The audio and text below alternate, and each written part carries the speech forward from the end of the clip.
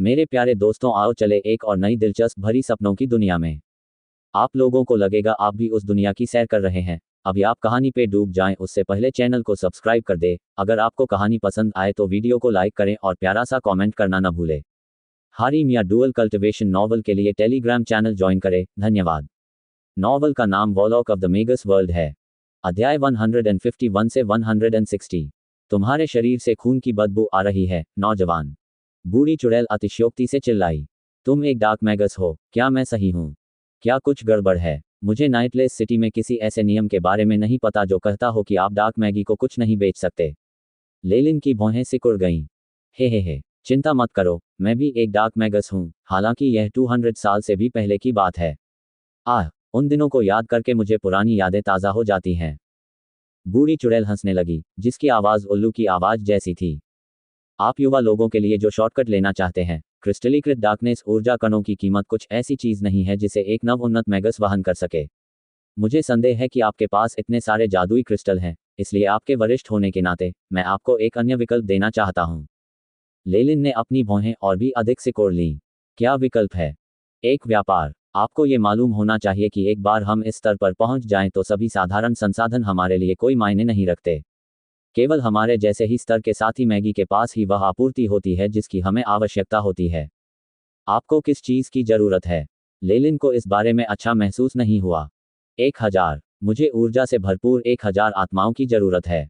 यदि आप मुझे ये प्रदान करते हैं तो ये सभी अंधकार क्रिस्टल आपके हो जाएंगे।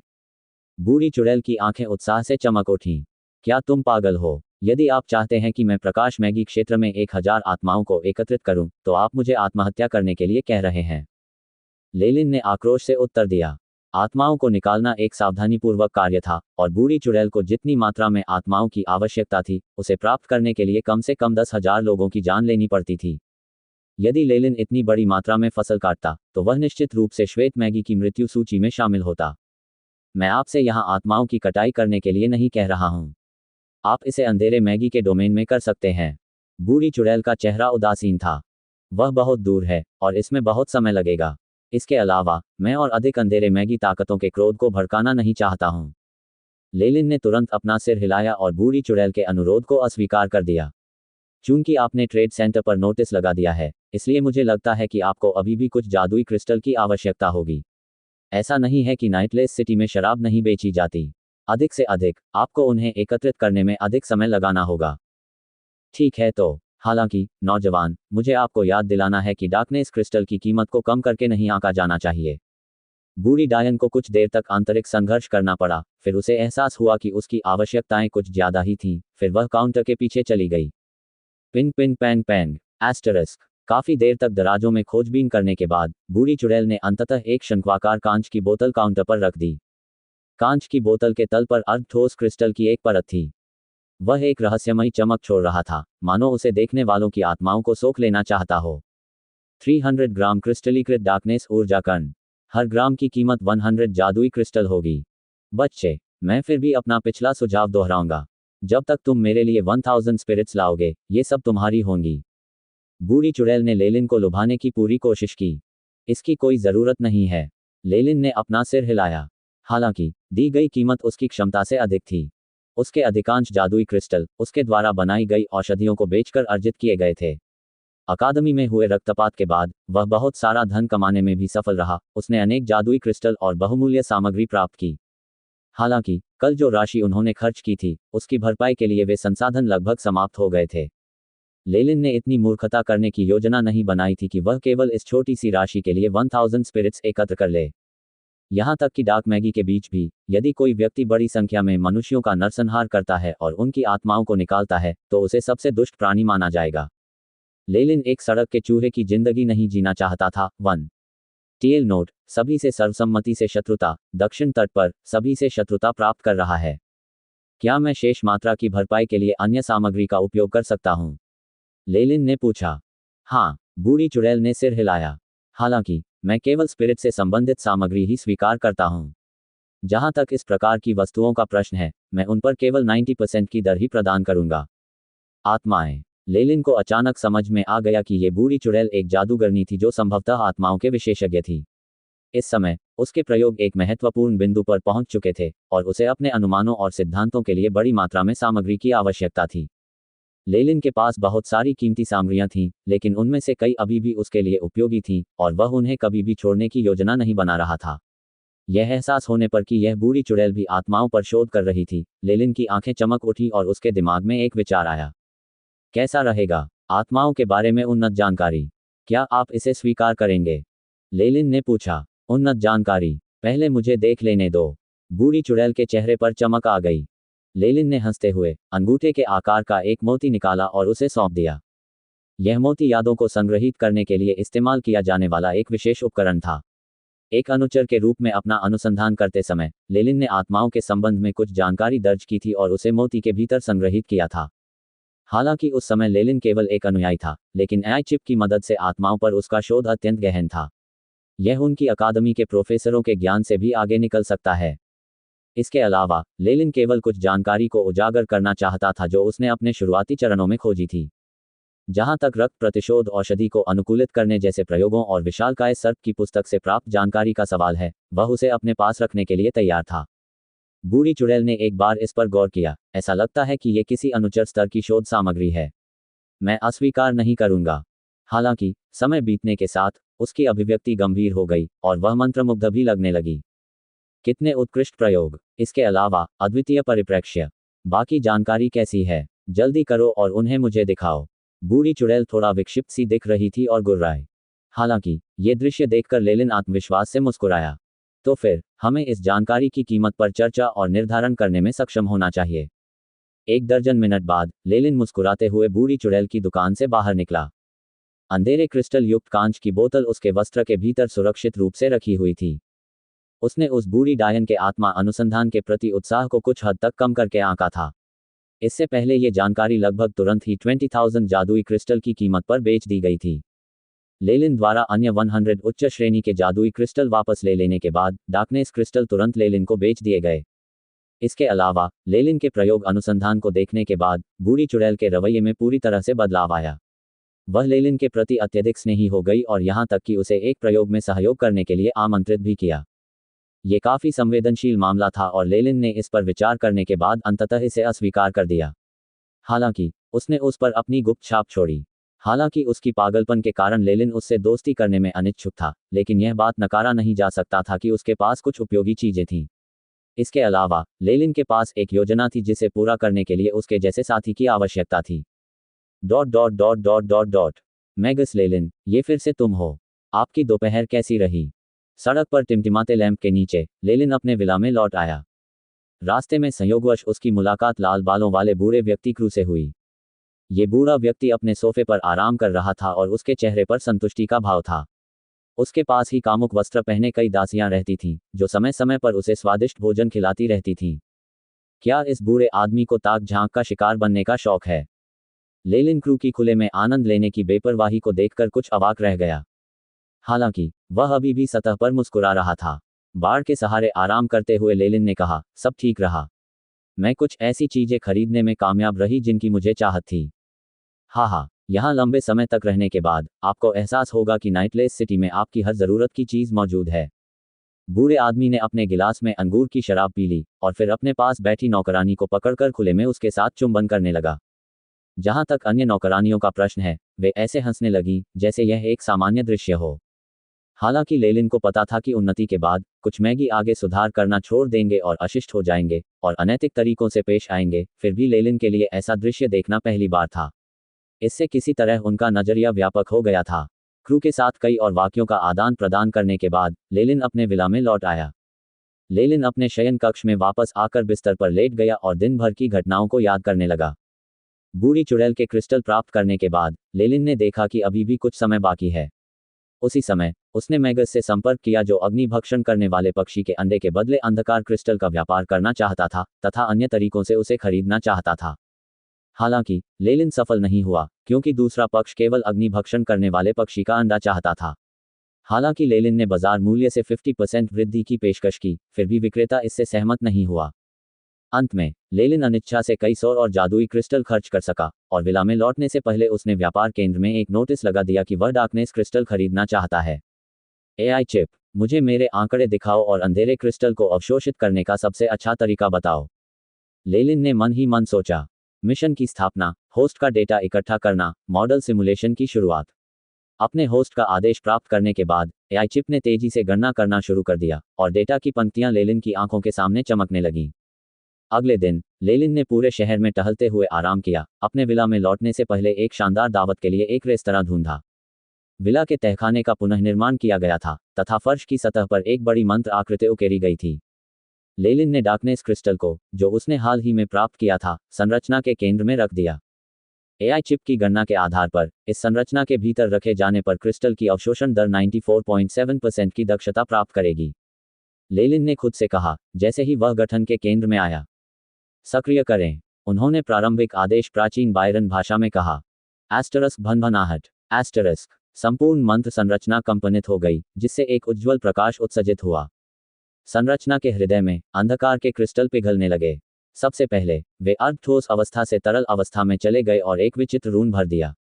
इसके तुरंत बाद एक चमकदार लाल रोशनी चमकी और रून के भीतर का तरल पदार्थ काले धुएं में बदल गया, जो तहखाने के भीतर चक्कर लगाने लगा। काला धुआं एकत्र हो गया और लाल आंखों वाले 7 अस्पष्ट सांप उभर आए, जो लेलिन के शरीर के चारों ओर चक्कर लगा रहे थे।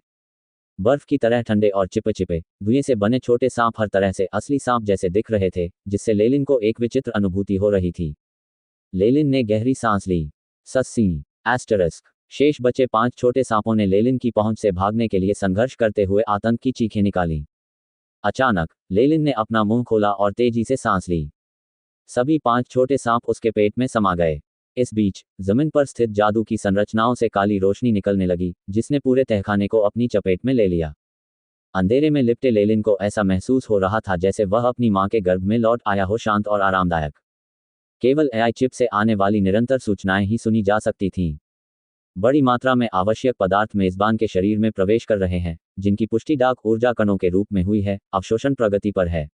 डार्कनेस अनुष्ठानों के प्रभाव के तहत मेजबान अवशोषण दर में बहुत वृद्धि हुई है। क्रिस्टल उपयोग में वृद्धि हुई है। अवशोषण पूरा हो गया है। मेजबान का मौलिक सार रूपांतरण बहुत बढ़ गया, वर्तमान में 35%।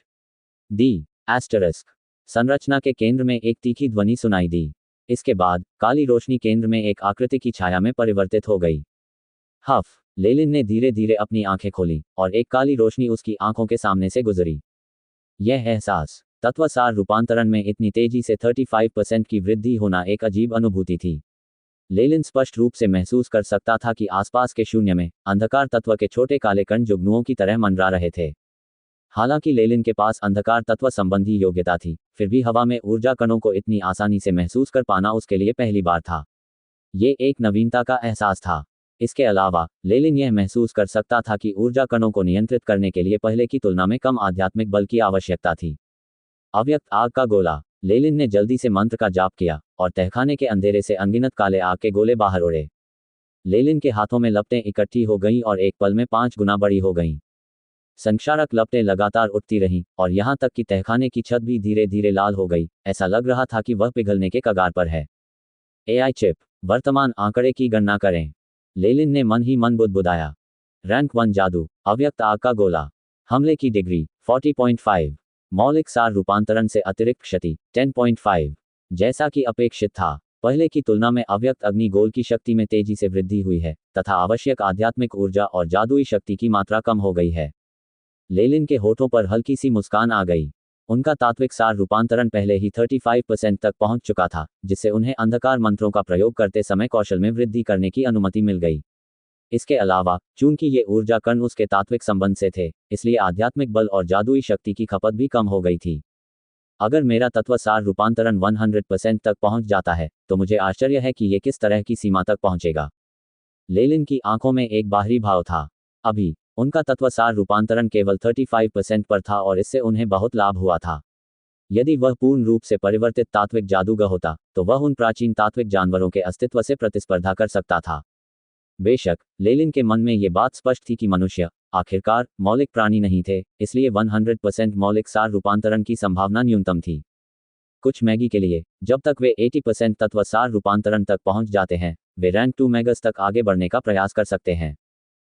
जहां तक 90% या उससे अधिक तात्विक सार रूपांतरण वाले लोगों का प्रश्न है, वे प्रतिभाशाली लोग थे जिन्हें शक्तिशाली संघों द्वारा तैयार किया गया था। 100% एक अनुचित लक्ष्य है। हालांकि मेरे पास इतनी सारी अच्छी स्थितियां हैं, मुझे रैंक 2 पर आगे बढ़ने से पहले कम से कम 90% तत्वसार रूपांतरण होना चाहिए।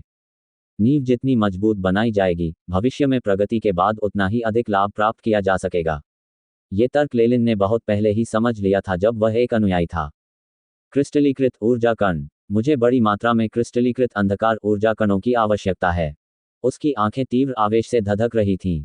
कुछ मिनट इंतजार करने के बाद लेलिन तहखाने में सर्पिल सीढ़ी पर चला गया। एआई चिप, मेरे वर्तमान आंकड़े देखें और देखें कि क्या मेरे शरीर पर कोई अवशिष्ट प्रभाव या चोट है। इससे पहले कि मैं ऊर्जा कणों का पुनः उपयोग कर सकूं, मुझे कितने समय की आवश्यकता होगी, इसकी गणना करें। लेलिन के सामने नीली रोशनी चमक उठी। लेलिन फोलियर, रैंक 1 वॉरलॉक। रक्तरेखा, विशाल कैमोइन सर्प। शक्ति 7.1, चपलता 6.7, जीवन शक्ति 8.5, आध्यात्मिक बल 29.8, जादुई शक्ति 29, जादुई शक्ति आध्यात्मिक शक्ति के साथ समन्वय में है।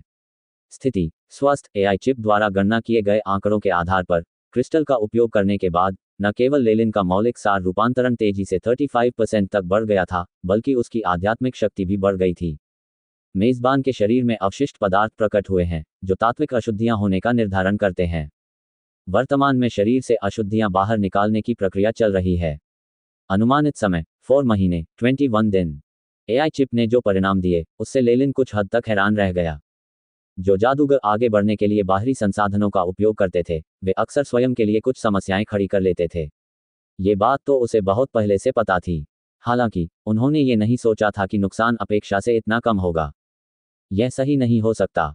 ध्यान तकनीक और विशालकाय सर्प की पुस्तक के अनुसार क्रिस्टल का उपयोग करने के बाद प्रतिक्रिया केवल नकारात्मक ऊर्जा का आक्रमण और आसपास के ऊर्जा कणों को महसूस करने की क्षमता में अस्थायी हानि होगी। लेलिन कुछ उलझन में था। यदि ऐसे क्रिस्टल के प्रयोग से इतना अच्छा परिणाम मिलता, तो कीमत कई गुना अधिक होनी चाहिए थी। उसके साथ जो परिस्थितियां घटित हुईं, उनका कारण संभवतः उसका अपना शरीर था। एआई चिप, कारण पता करो। लेलिन बता सकता था कि इसका संभवतः उसके वॉरलॉक वंश से संबंध था। जब से उसके शरीर ने विशालकाय कैमोइन सर्प का प्राचीन रक्त ग्रहण किया था, तब से उसका शरीर लगातार उस रक्त में विलीन होता रहा था, जिससे उसकी काया में भी परिवर्तन होता रहा था।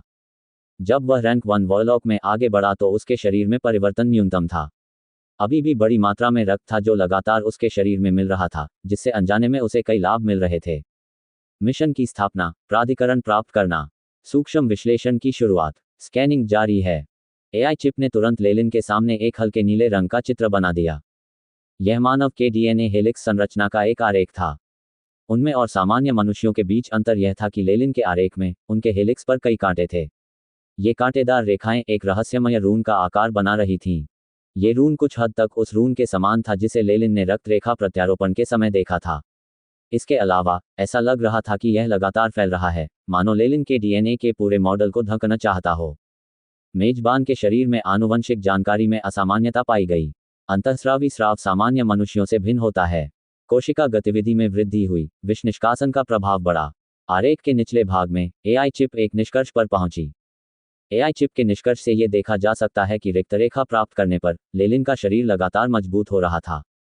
उसके शरीर की विष को बाहर निकालने की क्षमता भी अधिकांश रैंक 1 मैगी से अधिक थी, इस हद तक कि वह क्रिस्टल के उपयोग से उत्पन्न अवशिष्ट अशुद्धियों को दूर करने में सक्षम था। बी, मेजबान के डीएनए के विश्लेषण के आधार पर विशालकाय कैमोइन सर्प की रक्त रेखा मजबूत हो रही है और जल्द ही एक परिवर्तन से गुजरेगी। अनुमानित समय 1 वर्ष और 9 महीने। एआई चिप ने लेलिन को एक और फ्रेम के लिए प्रेरित किया। रक्त रेखा संक्रमण। लेलिन को अचानक विशालकाय सर्प की पुस्तक के अभिलेख याद आ गए।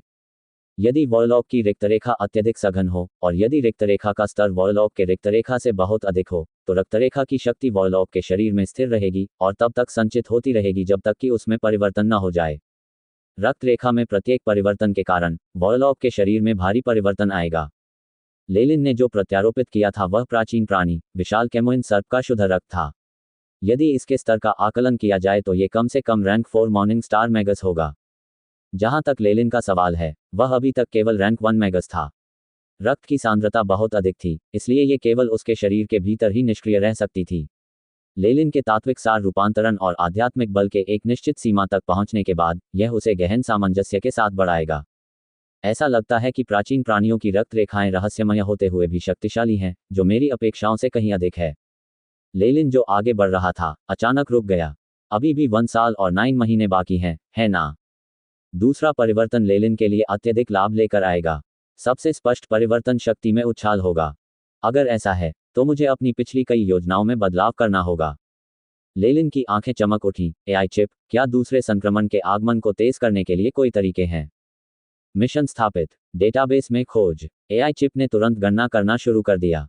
डेटा की कमी के कारण आगे नहीं बढ़ा जा सका।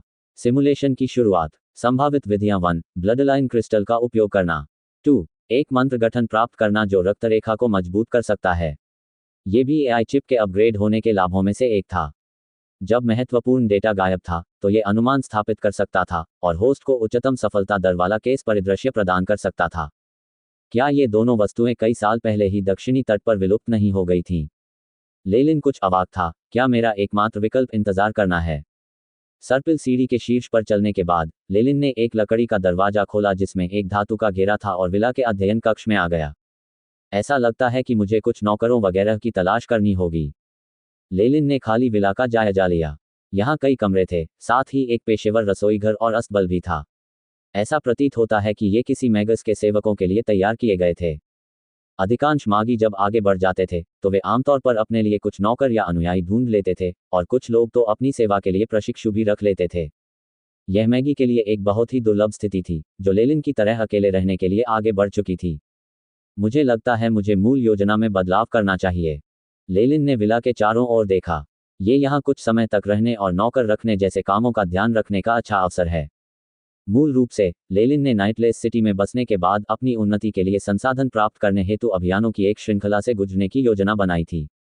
हालांकि, ऐसा प्रतीत होता है कि चूंकि वह पहले से ही जानता था कि 2 वर्षों में उसकी ताकत काफी बढ़ जाएगी, इसलिए वह कुछ समय देकर इंतजार कर सकता था। मैगी के लिए 2 साल कोई बहुत लंबी अवधि नहीं थी। जहां तक लेलिन का प्रश्न है, जिसका रक्त वंश एक प्राचीन प्राणी का था, उसका जीवनकाल अधिकांश मैगी से अधिक था। चूंकि मैंने कुछ समय के लिए नाइटलेस सिटी में रहने का निर्णय लिया है, इसलिए मुझे इधर उधर नहीं घूमना चाहिए। मुझे बिक्री के लिए औषधियां बनानी होंगी तथा सुरक्षा और उच्च स्तरीय जानकारी प्राप्त करने के लिए अन्य गिल्डों में शामिल होना होगा। ये सभी कार्य एक ही समय में किए जा सकते हैं। लेलिन के मन में विचार आने लगे, क्योंकि उसे अचानक अपने पड़ोसी, लाल बालों वाले बूढ़े व्यक्ति की याद आ गई। इस क्षेत्र में उनका ये पड़ोसी निश्चित रूप से मददगार होगा। चलो भी, मैंने विशेष रूप से किसी को पूर्वी द्वीपों से ये काली चाय लाने के लिए कहा है। साधारण नक्काशी वाला लकड़ी का चाय का कप भाप छोड़ रहा था, जो हवा में वाष्पित हो गया और उबली हुई चाय की खुशबू फैल गई। चेहरे पर मेहमाननवाजी भरी मुस्कान के साथ, लाल बालों वाला क्रू लेलिन के लिए एक कप काली चाय लेकर आया। लेलिन द्वारा क्रिस्टल का उपभोग करने और नाइटलेस सिटी का निवासी बनने का निर्णय लेने के कुछ समय बाद, उसने एक उपहार खरीदा और मैगस क्रू से मुलाकात की। आओ, ये पोमेलो मधुमक्खियों के शहद से बना एक शहद केक है। स्वाद बहुत स्वादिष्ट है।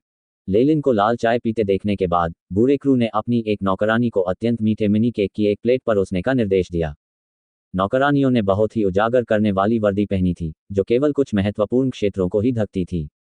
उसकी चमकदार त्वचा का अधिकांश भाग खुला हुआ था, जो अत्यंत आकर्षक लग रहा था। अगर आपको ये पसंद आए तो मैं आपको कुछ उपहार दे सकता हूँ। क्रू ने ध्यान भटकाकर हंस दिया। कृपया मुझे तंग मत करो। लेलिन ने अपना सिर हिलाकर मुस्कुराने की कोशिश की। क्या मैंने तुम्हें इस यात्रा का उद्देश्य पहले ही नहीं बताया है? काम पर लगने की बात पर क्रू का चेहरा सख्त हो गया। उसने हाथ हिलाकर अभिवादन किया और आसपास खड़ी नौकरानियों ने भी उसे प्रणाम किया और फिर जल्दी से वहां से चली गईं। वे स्पष्टतः प्रशिक्षित थे और पीछे हटते समय उन्होंने कोई आवाज नहीं की। क्या आप नाइटलेस सिटी में किसी संगठन से जुड़ना चाहते हैं? क्रू की अभिव्यक्ति गंभीर थी। हाँ, उच्च श्रेणी की जानकारी और प्रयोगों में आवश्यक कुछ कीमती सामग्रियों के लिए। लेलिन ने जो कहा वह सच था।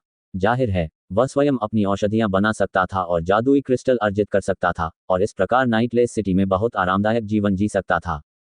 हालांकि, भले ही नाइटलेस सिटी को एक व्यापार केंद्र के रूप में जाना जाता था, फिर भी कुछ कीमती वस्तुओं पर अभी भी सख्त नियम लागू थे। उदाहरण के लिए, केवल कुछ ही आधिकारिक मैगी उच्च श्रेणी की जानकारी तक पहुंच पाने में सक्षम थे, साथ ही कुछ जानकारी भी जो बाधाओं को दूर करने से संबंधित थी। इन सामग्रियों पर कठोर नियंत्रण था, चाहे वह नाइटलेस सिटी के पर्दे के पीछे काम करने वाले मजिस्ट्रेटों और गिल्डों द्वारा हो, या आवधिक आधार पर सख्त नियंत्रण और वितरण के माध्यम से हो।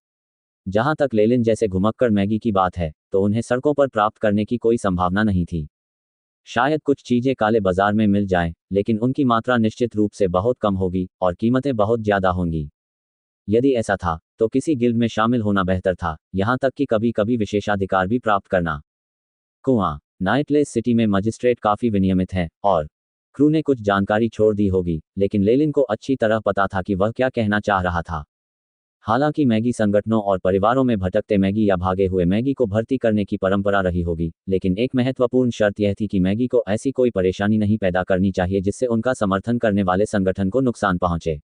लेलिन जैसे मैगस के लिए, जिसका इतिहास अज्ञात था, मैगी संगठन उसकी पृष्ठभूमि की पूरी जांच करेंगे और फिर निर्णय लेंगे कि उसे उनके समूह में शामिल होने की अनुमति है या नहीं। मेरा पूरा नाम लेलिन फॉलिया है। मेरे पास छिपाने के लिए कुछ भी नहीं है, जैसा कि आप मेरे इतिहास पर नजर डालने पर पाएंगे।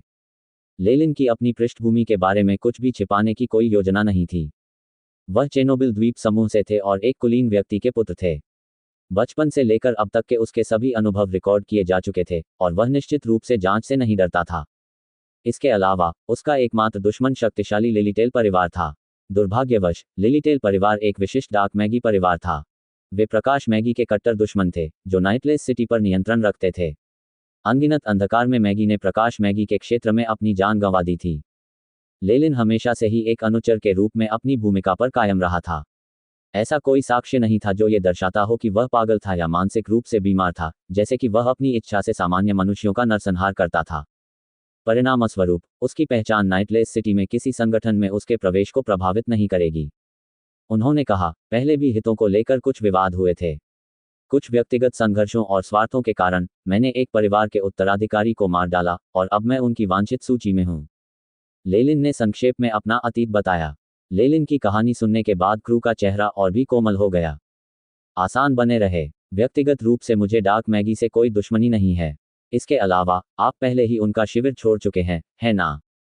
मानो लेलिन के चिंतित होने के डर से क्रू ने खुद को भी समझाया। हम नाइटलेस सिटी के लोग अब भी आप जैसे मैगी का स्वागत करेंगे, इसलिए निश्चिंत रहें। क्रू ने आकर्षक लकड़ी के कप से काली चाय की चुस्की ली, फिर धीरे से कहा, तो फिर नाइटलेस सिटी में कई गिल्ड हैं, आप किस में शामिल होने की योजना बना रहे हैं? मैं यहाँ आपका मार्गदर्शन लेने आया हूँ, क्योंकि मुझे ज्यादा जानकारी नहीं है। लेलिन के चेहरे पर शर्मिंदगी का भाव उभर आया। मुझे सोचने दो, मुझे कहाँ से शुरू करना चाहिए? क्रू ने अपना दिमाग लगाया और कुछ देर सोचने के बाद कहा, नाइटलेस सिटी में कई गिल्ड हैं। एन्या आइवरी रिंग टॉवर, मर्सीफुरा अकादमी, फोर सीजन्स गार्डन, फेमके का हाथ, मानव चेहरे वाला शेर की आंख। ये सभी गिल्ड अधिक शक्तिशाली हैं, जो नाइटलेस सिटी के पीछे के व्यापार पर एकाधिकार रखते हैं। सतह पर कुछ अन्य छोटे संगठन भी हैं। वे इतने मजबूत नहीं हैं, कुछ के पास तो केवल अर्ध परिवर्तित तात्विक मैगस ही उनके समर्थक के रूप में है। यदि किसी भी समय उनकी मृत्यु हो जाती है तो संगठन स्वाभाविक रूप से बर्खास्त हो जाएगा। वे केवल नाम के संघ हैं और उनके पास संसाधनों का हिस्सा अत्यंत कम है, लगभग नगण्य है। कुछ तो सिर्फ दोस्ती और प्रयोगों के सहयोग पर आधारित हैं।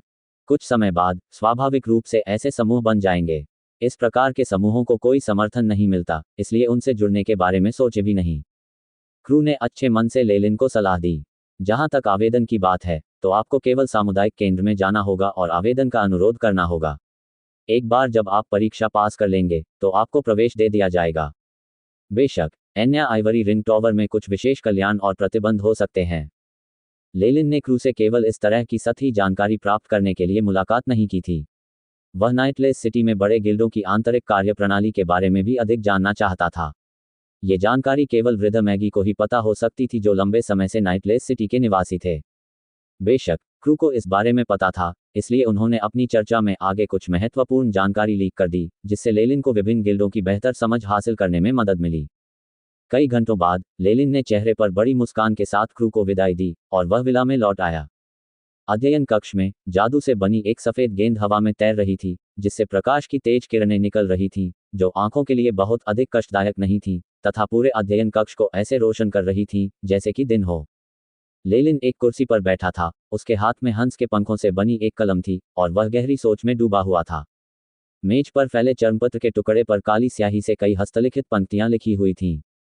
सूची में सबसे ऊपर एन्या आइवरी रिंग टॉवर और मर्सीफ्यूरा अकादमी थे, उसके बाद फोर सीजन्स गार्डन थे, तथा उसके नीचे हैंड ऑफ फेमके, ह्यूमन फेस्ड लॉयंस आई एड सोसाइटी आदि थे।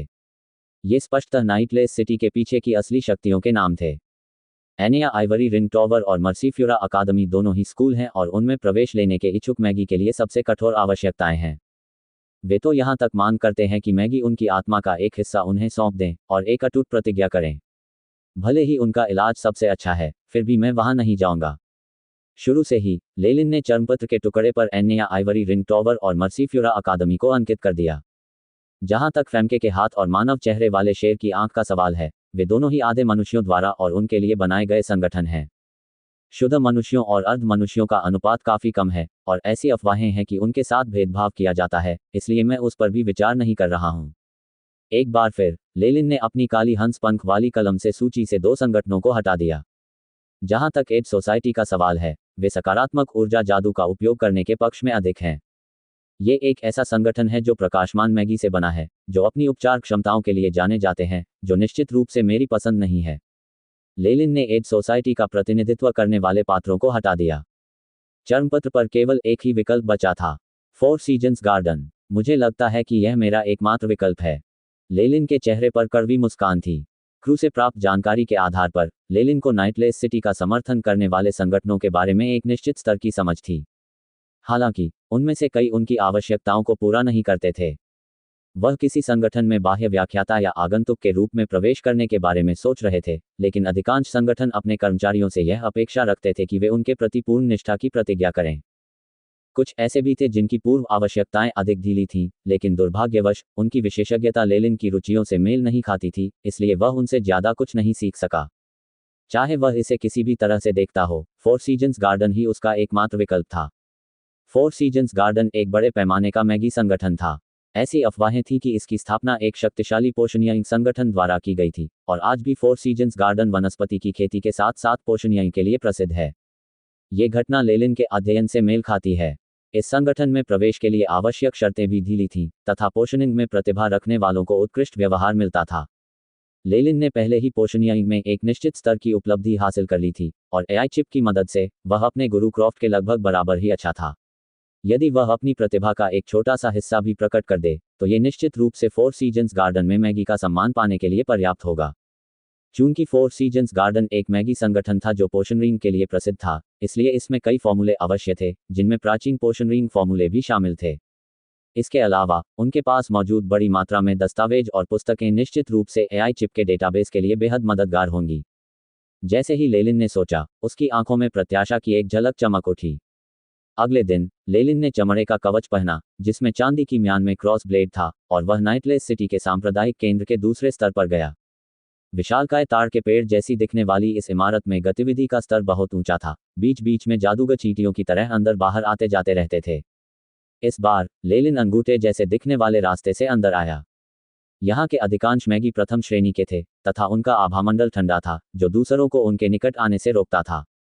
ये संभवतः भटकते हुए जादूगर हैं जो अवसर की तलाश में यहाँ आए हैं। लेलिन ने अनजाने में अपने आसपास का माहौल देखा और कई अजीब तरह के कपड़े पहने मैगी को देखा। उनसे निकलने वाली ऊर्जा तरंगों के आधार पर लेलिन को खतरे का आभास हुआ। उन्हें एक बार देखने पर ही कोई ये बता सकता था कि वे कोई आसान प्रतिद्वंद्वी नहीं हैं। गलियारे के अंत में एक बड़ा हॉल था और उसके ठीक आगे कई काउंटर थे जो कांच की खिड़कियों से अलग थे। उन काउंटरों पर कई जादूगर अपने कागजों पर कुछ लिखते नजर आए। चूंकि वहां केवल कुछ ही आधिकारिक मैगी थे, इसलिए खाली काउंटर आसानी से उपलब्ध थे।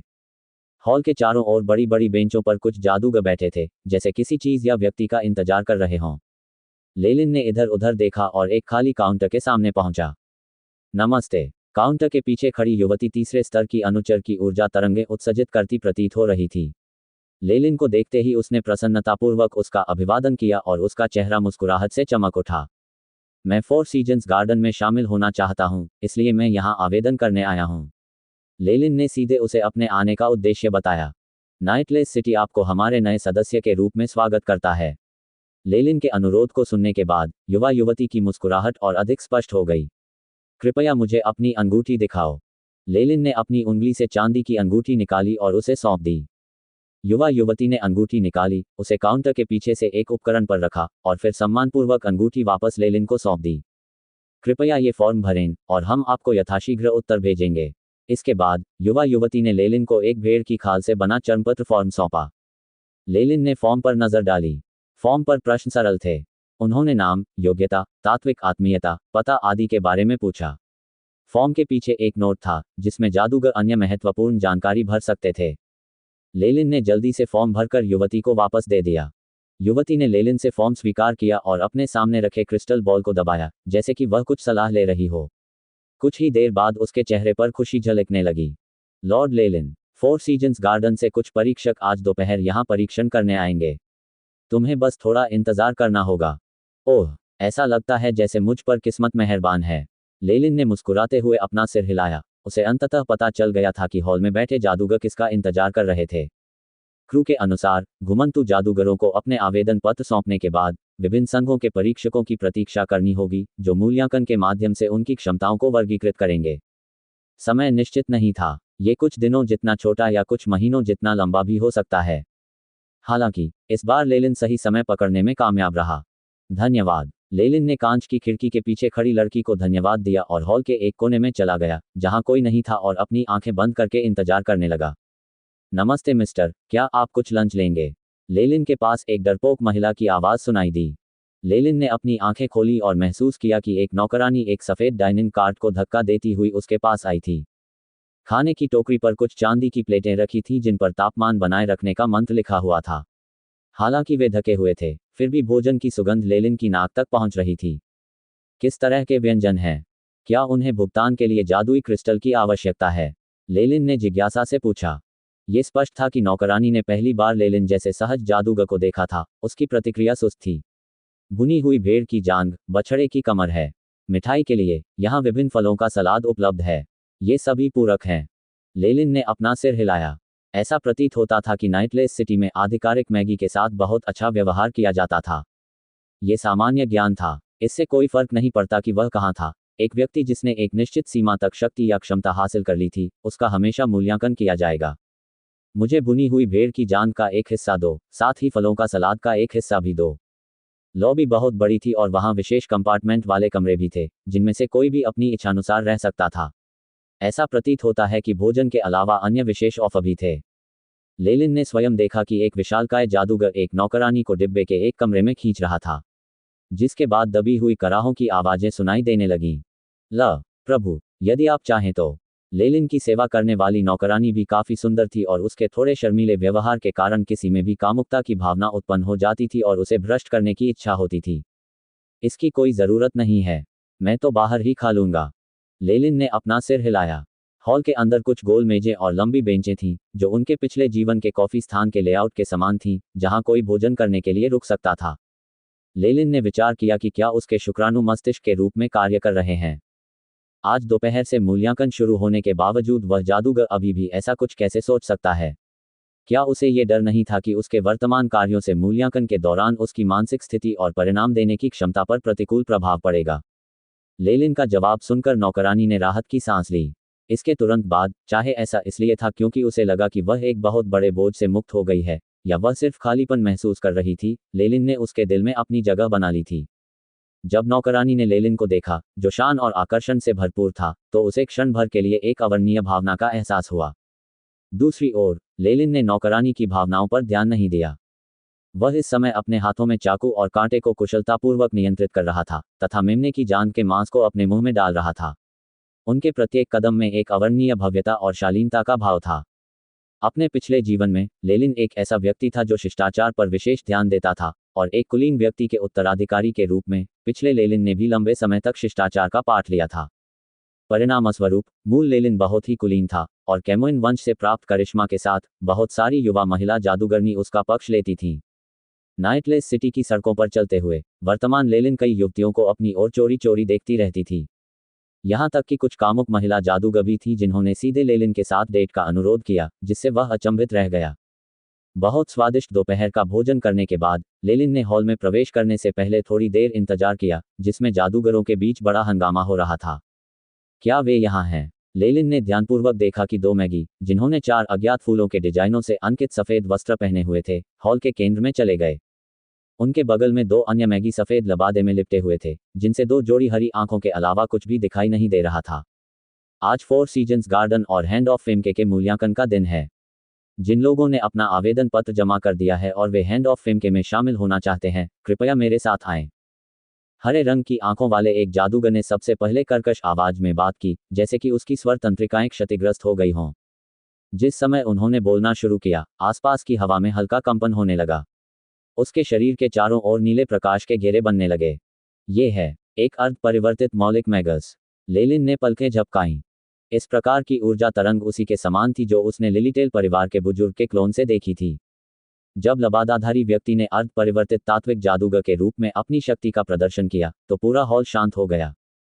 मागी केवल शक्ति और ताकत का सम्मान करते थे और उसी के प्रति जवाबदेह थे, और यह बात घुमक्कड़ जादूगरों और अंधकार में मागी के बीच और भी अधिक सत्य थी। इसके अलावा सामान्य परिस्थितियों में घुमक्कड़ जादूगरों और वांछित मागी के पास उन्नत शैक्षणिक ज्ञान, औषधियां और इस तरह की चीजें प्राप्त करने के साधनों की कमी के कारण अपनी बाधाओं को तोड़ने का कोई निश्चित तरीका नहीं था। परिणामस्वरूप घुमक्कड़ जादूगर आमतौर पर निचले स्तर के होते थे। यहां तक कि घुमंतु आधिकारिक मैगी के बीच भी अर्ध परिवर्तित तात्विक मैगस को ढूंढना अत्यंत दुर्लभ था। जबकि नाइटलेस सिटी के बड़े मैगी संगठन आसानी से 2 अर्ध परिवर्तित मौलिक मैगी को परीक्षक के रूप में भेज सकते थे, इस तरह की शक्ति कुछ ऐसी थी जिसे केवल छोटे संगठन ही प्राप्त करने की आशा कर सकते थे। जब लबादाधारी व्यक्ति ने अपना भाषण समाप्त किया, तो वह बिना देर किए वहां से चला गया और पास की सुरंग की ओर चला गया, जबकि उसका साथी बिना कुछ बोले उसके पीछे पीछे चला गया। हरे आंखों वाले जादूगर की बातें सुनकर हॉल में मौजूद कई जादूगर खड़े हो गए और उसके पीछे पीछे चलने लगे। लेलिन को इन जादूगरों से निकलने वाली ऊर्जाओं का मिश्रण महसूस हो रहा था। कुछ के चेहरों पर तो बाल भी थे, जो कि अर्ध पशु होने का स्पष्ट लक्षण था। यह अफसोस की बात है, वे सिर्फ उपमानव मैगी की एक जनजाति हैं और वॉयलॉक नहीं हैं। लेलिन अब उत्सुकता से एक और वॉयलॉक संगठन खोजने में सक्षम होना चाहता था। उनके पास मैगी की इस प्राचीन शाखा वॉयलॉक के बारे में बहुत सारे अनुत्तरित प्रश्न थे। केवल विशालकाय सर्पों की पुस्तक के साथ वह अपने वंश के मार्ग पर ज्यादा दूर तक नहीं जा सकेगा। हालांकि दुर्भाग्यवश दक्षिण तट पर जादूगर विलुप्त हो गए। लेलिन इतनी दूर तक यात्रा कर चुका था और केवल इनलान ड्यूकडम में एक छोटी लड़की को ही ढूंढ पाया था, जिसका वॉयलॉक के साथ बहुत मामूली संबंध था। सभी को नमस्कार, मैं वैड हूँ, 4 सीजन्स गार्डन का एक जादूगर। मेरे बगल में जो व्यक्ति है वह टाइन है। हैंड ऑफ फेमके के लोगों से प्राप्त विनम्रता की कमी की तुलना में 4 सीजन्स गार्डन के 2 मुख्य परीक्षक अधिक मैत्रीपूर्ण थे। सुनहरे बालों वाले मध्यम आयु वर्ग के जादूगर वैड ने पहल की और अपना परिचय दिया। टाइन, जो उसके बगल में बैठा था, चुप और अल्पभाषी था और कभी कभी तो विचलित भी रहता था। हालांकि उनके शरीर को देखकर ऐसा महसूस किया जा सकता था कि उनमें अर्ध परिवर्तित तात्विक मैगस की प्रबल ऊर्जा तरंगें थीं, जो भटकते मैगी को परेशानी पैदा करने से रोक रही थीं। अब जो लोग 4 सीजन्स गार्डन के लिए मूल्यांकन करवाना चाहते हैं, कृपया मेरे साथ आएं। सुनहरे बालों वाला वैड उस सड़क की ओर मुड़ा, जिस ओर फेमके के हाथ से आए मैगी ने विपरीत दिशा ली थी। टाइड भी उनके ठीक पीछे था। लेलिन और बाकी 5-6 जादूगरों ने एक दूसरे को देखा और उनके साथ चलने के लिए कदम बढ़ाने लगे। साइड रोड काफी लंबी थी और रास्ता असामान्य एवं विचित्र सामग्री से बना था। फर्श पर दरार का कोई निशान नहीं था और ये चिकना एवं चमकदार था। लेलिन जमीन पर अपना प्रतिबिंब भी देख सकता था। लगभग 10 मिनट चलने के बाद लेलिन और बाकी लोग एक हॉल में पहुंचे जो पहले वाले से थोड़ा छोटा था। हॉल के मध्य में कई प्रयोग टेबल और पोषण के उपकरण रखे हुए थे। ये देखकर लेलिन को तुरंत पता चल गया कि 4 सीजन्स गार्डन उनका क्या मूल्यांकन करने वाला था। जैसा कि हम सभी जानते हैं, हमारा 4 सीजन्स गार्डन पोषणीय में हमारी विशेषज्ञता के लिए प्रसिद्ध है। इसलिए हमारे पास नए सदस्यों के लिए पोषणीय के क्षेत्र में कुछ आवश्यकताएं हैं। परीक्षण बहुत सरल है। निर्धारित समय के भीतर जेफरी के शुद्धिकरण औषधि की एक बोतल सफलतापूर्वक तैयार करें। वैड ने धीमे स्वर में बात की, लेकिन ऐसा लग रहा था जैसे किसी प्रकार की जादुई तकनीक का प्रयोग किया जा रहा था, और उसकी आवाज हर जादूगर के कानों में स्पष्ट रूप से सुनाई दे रही थी। प्रयोग की मेजों पर कच्चे माल को व्यवस्थित किया गया है। हमने आप में से प्रत्येक के लिए कच्चे माल के 3 हिस्से तैयार किए हैं। दूसरे शब्दों में कहें तो आपके पास असफल होने के केवल 2 मौके होंगे। इस तरह का अनुरोध। लेलिन ने थोड़ी देर आंखें सिकोड़ी। जेफरी का शुद्धिकरण औषधि एक प्रकार की मध्यम श्रेणी की औषधि थी, जो समान स्तर की औषधियों के बीच भी अत्यंत कठिन होने के कारण प्रसिद्ध थी। केवल 3 भागों की सामग्री के साथ और एक निर्दिष्ट समय सीमा के भीतर इस औषधि को बनाना केवल वे ही लोग कर सकते थे जो क्रॉफ्ट जैसे औषधि विशेषज्ञों के स्तर के थे। तस्क। निश्चित रूप से आवश्यकताओं को सूचीबद्ध करने के बाद लेलिन ने अपने आसपास के जादूगरों से अलग अलग फुफकारें सुनी। हाल के वर्षों में नाइटलेस सिटी के भीतर बड़ी शक्तियों ने अपने भर्ती मानदंडों को तेजी से कठोर बना दिया है। इस समय लेलिन के कानों में शिकायत की आवाज आई। मौन। यह अराजक दृश्य देखकर टाइन, जो अब तक चुप था, अचानक बोल पड़ा। एक क्षण में ही विशाल आध्यात्मिक शक्ति तूफान की तरह पूरे हॉल में फैल गई। यह मेरे फोर सीजन्स गार्डन में प्रवेश करने के लिए मूल्यांकन है। यदि आप भाग लेने की इच्छा नहीं रखते तो दरवाजा वहीं है। कृपया बेझिझक यहाँ से चले जाइए। टाइन ने बगल में स्थित छोटे दरवाजे की ओर इशारा किया।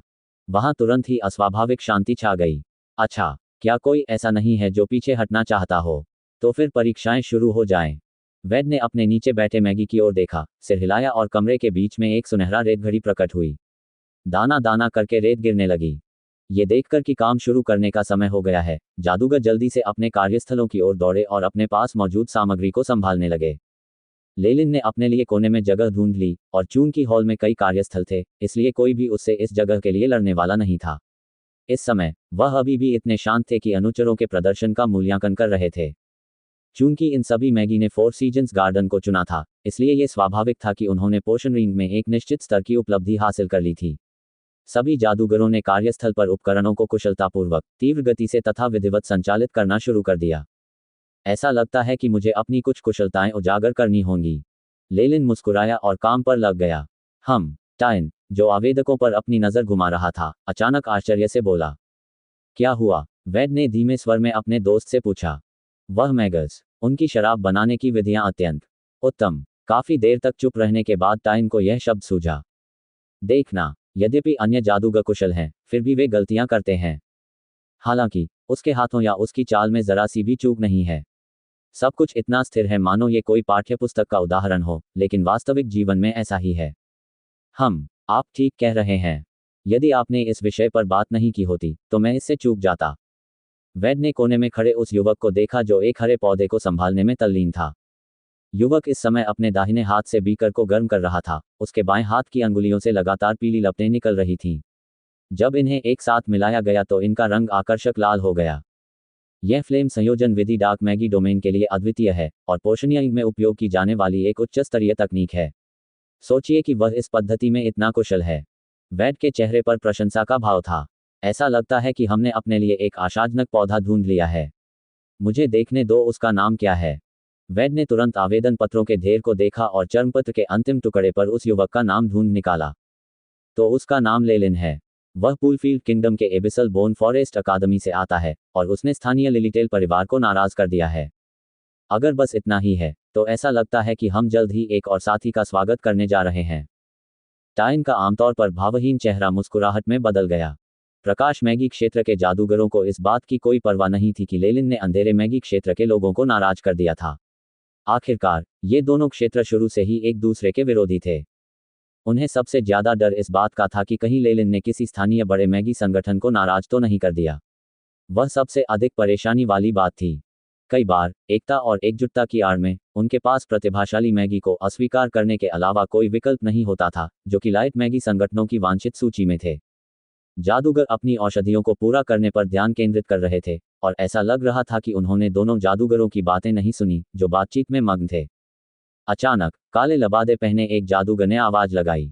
उसका हाथ कांप उठा और टेस्ट ट्यूब के अंदर का रसायन, जो पहले से ही पारदर्शी था, तुरंत बादल जैसा हो गया। हरामी, तुम मरना चाह रहे हो?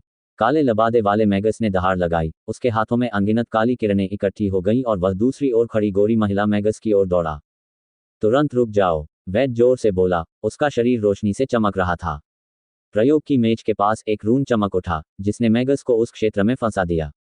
महाराज, उन्होंने विरोध किया। मैंने उसे कुछ भी करते नहीं देखा। मैंने तो केवल आपको मूल्यांकन में भाग ले रहे एक साथी जादूगर पर हमला करने की कोशिश करते देखा। वेड ने नाक भान सिकोड़ी। अगर ऐसा दोबारा हुआ तो आप भाग लेने का अधिकार खो देंगे। काले वस्त्र पहने मैगस अत्यंत असंतुष्ट लग रहा था, क्योंकि उसने अपनी मुट्ठी भींच रखी थी। कई मिनट तक रुकने के बाद उसने क्रोध में ऊर्जा तरंगों के विकिरण को खत्म कर दिया। मैं तुमको मारने जा रहा हूं। उसने गोरी मैगस को क्रूरता से घूरा। इसके बाद उन्होंने अन्य सामग्री ली और फिर से शराब बनाना शुरू कर दिया। ये है, क्या ये छुपकर किया गया हमला है? लेलिन के हाथ हिलना बंद नहीं हुए, फिर भी उसकी भावनाएं उफान पर आने लगीं। तभी एआई चिप के स्कैन ने महिला गोरी मैगस से एक अत्यंत गुप्त आध्यात्मिक शक्ति का एक छोटा सा निशान पाया, जिसने काले वस्त्र पहने मैगस पर हमला किया था। औषधि निर्माण एक अत्यंत नाजुक प्रक्रिया थी, और कोई भी छोटी सी चूक पूरी औषधि निर्माण प्रक्रिया को विफल कर सकती थी। काले वस्त्र पहने मैगस को एक महत्वपूर्ण क्षण में बाधित किया गया था, और वह जो औषधि तैयार कर रहा था वह स्वाभाविक रूप से एक पल में नष्ट हो गई। यद्यपि आध्यात्मिक आक्रमण मामूली था, फिर भी एक अर्ध परिवर्तित तात्विक जादूगर निश्चित रूप से इसे महसूस कर सकता था। हालांकि इन दोनों परीक्षकों ने काले वस्त्र पहने मैगस को बदला लेने से रोक दिया। क्या यह हो सकता है कि परीक्षण किसी को गुप्त रूप से हमला करने की अनुमति देता है, लेकिन यह एक निश्चित सीमा को पार नहीं कर सकता है और न ही बहुत स्पष्ट हो सकता है? लेलिन ने अनुमान लगाया। पब फ्यूचर द्वारा विज्ञापन। ये कहने के साथ ही परीक्षा की कठिनाई पुनः बढ़ गई। लेलिन फोर सीजन्स गार्डन के इस परीक्षण की कठोरता और वास्तविकता से दंग रह गया। हालांकि दूसरी ओर परीक्षण जितना कठोर होगा, बाद में प्राप्त लाभ उतना ही अधिक होगा। इस समय वह एक उत्कट इच्छा से प्रेरित था। Bang bang asterisk. अभी अभी के हंगामे ने किसी प्रकार की श्रृंखलाबद्ध प्रतिक्रिया उत्पन्न कर दी थी और कुछ ही क्षणों में 2 अन्य मैगी भी वहां आ गए। लेलिन की आंखों में एक ठंडी चमक थी। एआई चिप का उपयोग करते हुए वह स्पष्ट रूप से महसूस कर सकता था कि आध्यात्मिक शक्ति की 2 मिनट की लहरें उसकी ओर लक्षित थीं। उनका लक्ष्य उनके हाथ में मौजूद औषधि थी जो लगभग खत्म होने वाली थी। 2 तरफा हमला। लेलिन हंसा। आध्यात्मिक शक्ति के सूक्ष्म नियंत्रण के बारे में बात करें तो लेलिन के पास उसकी मदद करने के लिए एआई चिप थी जो किसी से नहीं डरता था। एआई चिप, दूसरा कार्य शुरू करो और मेरे साथ मिलकर आध्यात्मिक शक्तियों को नष्ट करो। लेलिन ने मन ही मन आदेश दिया। बहुत जल्द आध्यात्मिक शक्ति की एक परत, जिसमें अंधकार की आभा थी, 2 समान आध्यात्मिक शक्तियों से आमने सामने टकराई। काचा काचा एस्टरिस्क। आध्यात्मिक शक्तियों के बीच संपर्क बिंदु पर लेलिन की आध्यात्मिक शक्ति तेजी से एक छोटे सांप के रूप में बदल गई। इसकी छोटी सी ताकत लगातार बढ़ती रही और कई चक्करों के बाद इसकी ताकत क्षण भर में कई गुना बढ़ गई। धमाका एस्टरिस्क। लेलिन की आध्यात्मिक शक्ति के संपर्क में आते ही दोनों विरोधी आध्यात्मिक शक्तियां नष्ट हो गईं। इतना ही नहीं, लेलिन की आध्यात्मिक शक्ति ने अभी भी 2 आध्यात्मिक शक्तियों के मार्ग का अनुसरण किया और एक भयंकर जवाबी हमला शुरू कर दिया। उर्ग आह। अचानक हॉल में 2 चीखें गूंज उठीं। काले वस्त्रधारी मैगस और गोरी महिला मैगस की औषधियां तुरंत राख में बदल गईं। इसके अलावा उनकी नाक से खून की 2 धाराएं बह निकलीं। दिलचस्प। पहले मुझे लगा था कि काले वस्त्र पहने मैगस का अभिनय कुछ खराब था, लेकिन अब क्या वे मिलीभगत कर रहे हैं? लेलिन मुस्कुराया। उनके तात्विक सार रूपांतरण में काफी वृद्धि हुई थी। इसके अलावा एआई चिप की मदद से इन दोनों को पता ही नहीं चला और वास्तव में उन्हें उससे एक छोटा सा झटका भी लगा। संभवतः उन्हें पहले हुए आध्यात्मिक बल के हमले से पूरी तरह से उबरने के लिए कुछ समय तक स्वास्थ्य लाभ लेना पड़ा होगा। मेरे नाथ, मैं हार मानता हूँ। काले लबादे वाले आदमी ने डर से लेलिन की ओर देखा और तुरंत अपना सिर नीचे कर लिया, क्योंकि वह अब उसकी आंखों में देखने से डर रहा था। मैं भी, गोरा मैगस चिल्लाया। अनुमति है, टाइन ने उत्तर दिया। दोनों मैगी ने जल्दी से टाइन को झुककर प्रणाम किया और हॉल से बाहर निकल गए। अप्रत्याशित रूप से उनमें से किसी ने भी कोई शिकायत नहीं की और न ही किसी को घूर कर देखा। कम से कम इन दोनों को अपनी जगह तो पता है। लेलिन ने उनके व्यवहार के बारे में कुछ नहीं सोचा। जादूगर शक्ति का सम्मान करते थे। पहले की बातचीत में वह बता सकता था कि दोनों मैगी के तात्विक सार रूपांतरण 10% से अधिक नहीं थे, इसलिए सबसे अधिक संभावना है कि वे अभी अभी आगे बढ़े थे। वे वर्तमान लेलिन के लिए कोई खतरा नहीं थे। ऐसा प्रतीत होता था कि वे इस तथ्य से अच्छी तरह परिचित थे और उन्होंने तुरंत ही मूल्यांकन से हाथ खींच लिया, यहां तक कि उन्हें डर था कि लेलिन इस मामले को आगे बढ़ाएगा। क्या तुमने देखा? कितना दिलचस्प प्रदर्शन है। वेड ने टाइन से बात करते हुए मुस्कुराया। हाँ, उसका तत्वसार रूपांतरण काफी उच्च स्तर का है। आध्यात्मिक शक्ति को नियंत्रित करने की उनकी क्षमता भी अद्भुत है। टाइन ने सिर हिलाया। उसका चेहरा कठोर था और मैं अब भी चिंतित था कि वह किसी संगठन का जासूस था। मुझे डर है कि कोई भी उसके जैसे किसी व्यक्ति को जासूस के रूप में इस्तेमाल करने के लिए तैयार नहीं होगा। तो यह आपका निष्कर्ष है? वेड ने पलकें झपकाईं। ये पहली बार था जब टाइन को किसी के बारे में इतनी अच्छी धारणा बनी। नहीं, ये तो बस मेरी परिकल्पना है। टाइन के आमतौर पर भावहीन चेहरे पर अचानक एक शरारती मुस्कान आ गई। आप, टाइन के सहयोगी के रूप में, वेड को स्वाभाविक रूप से पता था कि उनके समकक्ष की उदासीनता महज एक दिखावा थी। वास्तव में टाइन की मानसिकता शरारती थी। जहां तक वेड का सवाल है, जो दोनों के बीच अधिक सामान्य दिखता था, उसे अक्सर टाइन के व्यवहार के लिए दोषी ठहराया जाता था। जेफ्री का शुद्धिकरण औषधि, मैंने इसे पूरा कर लिया है।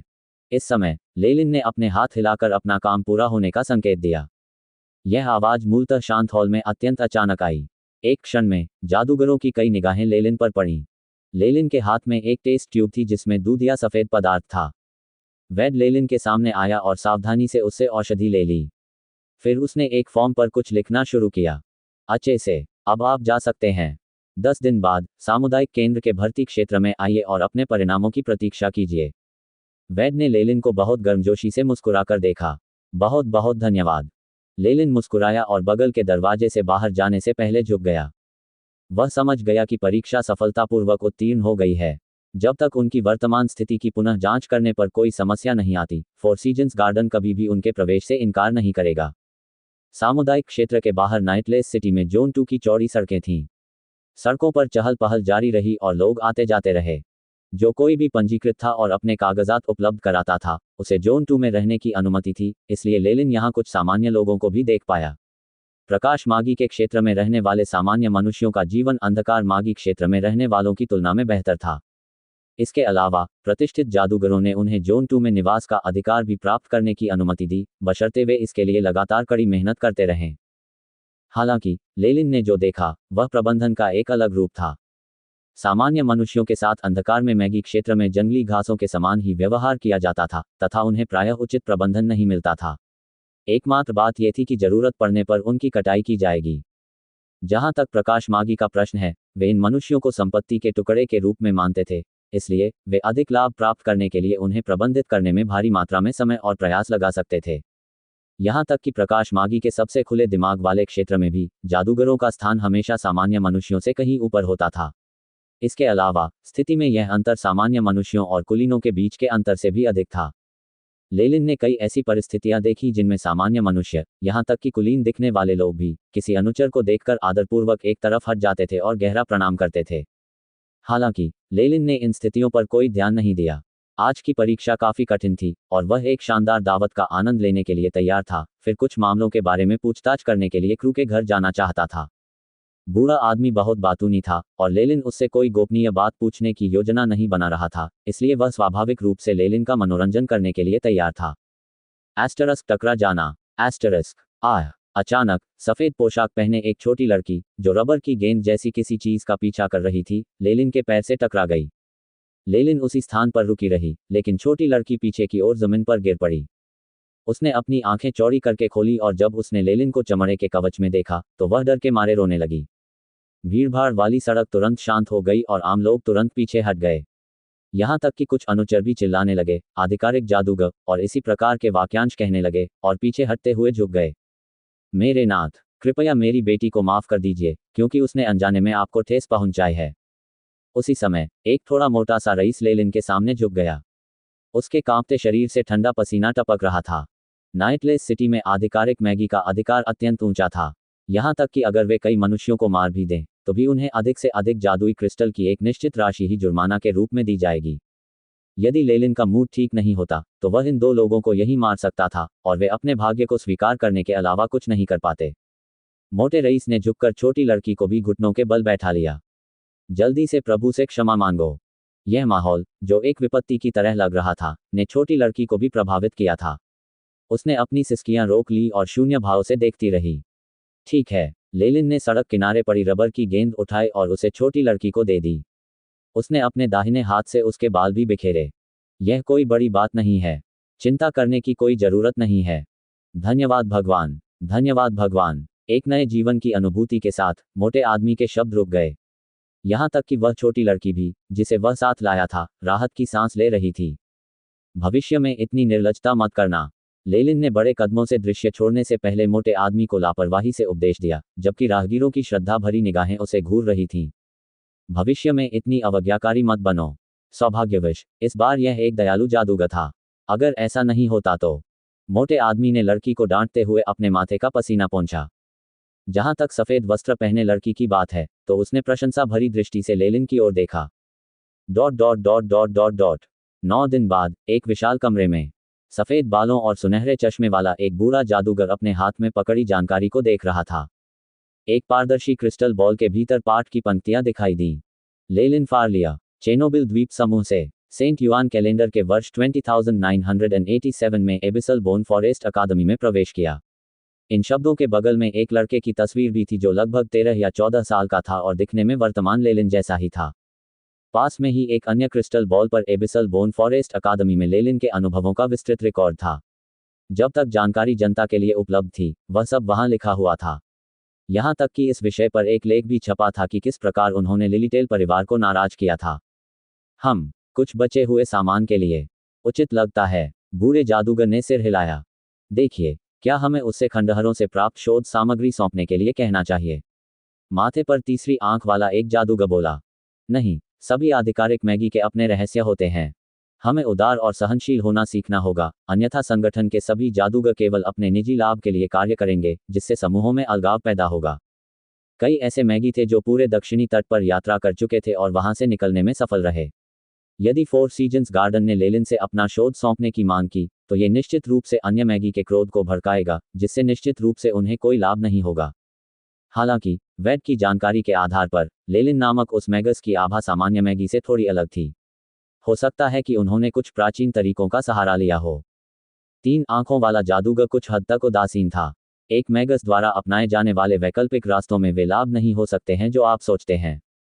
बूढ़े जादूगर ने अपने पास खड़ी थरी आइस को देखा और उसे याद दिलाए बिना न रह सका। समय सबसे अच्छा न्यायाधीश है। प्रतिस्पर्धा के लंबे इतिहास में कई हजार वर्ष बीत चुके हैं। ब्रांडेड तलवारबाज, एलिमेंटल बाज और दिव्य योद्धा सभी समय बीतने के साथ विलुप्त हो गए हैं। केवल हम, जो जादूगरों में सबसे पारंपरिक हैं, ही संरक्षित रह पाए हैं।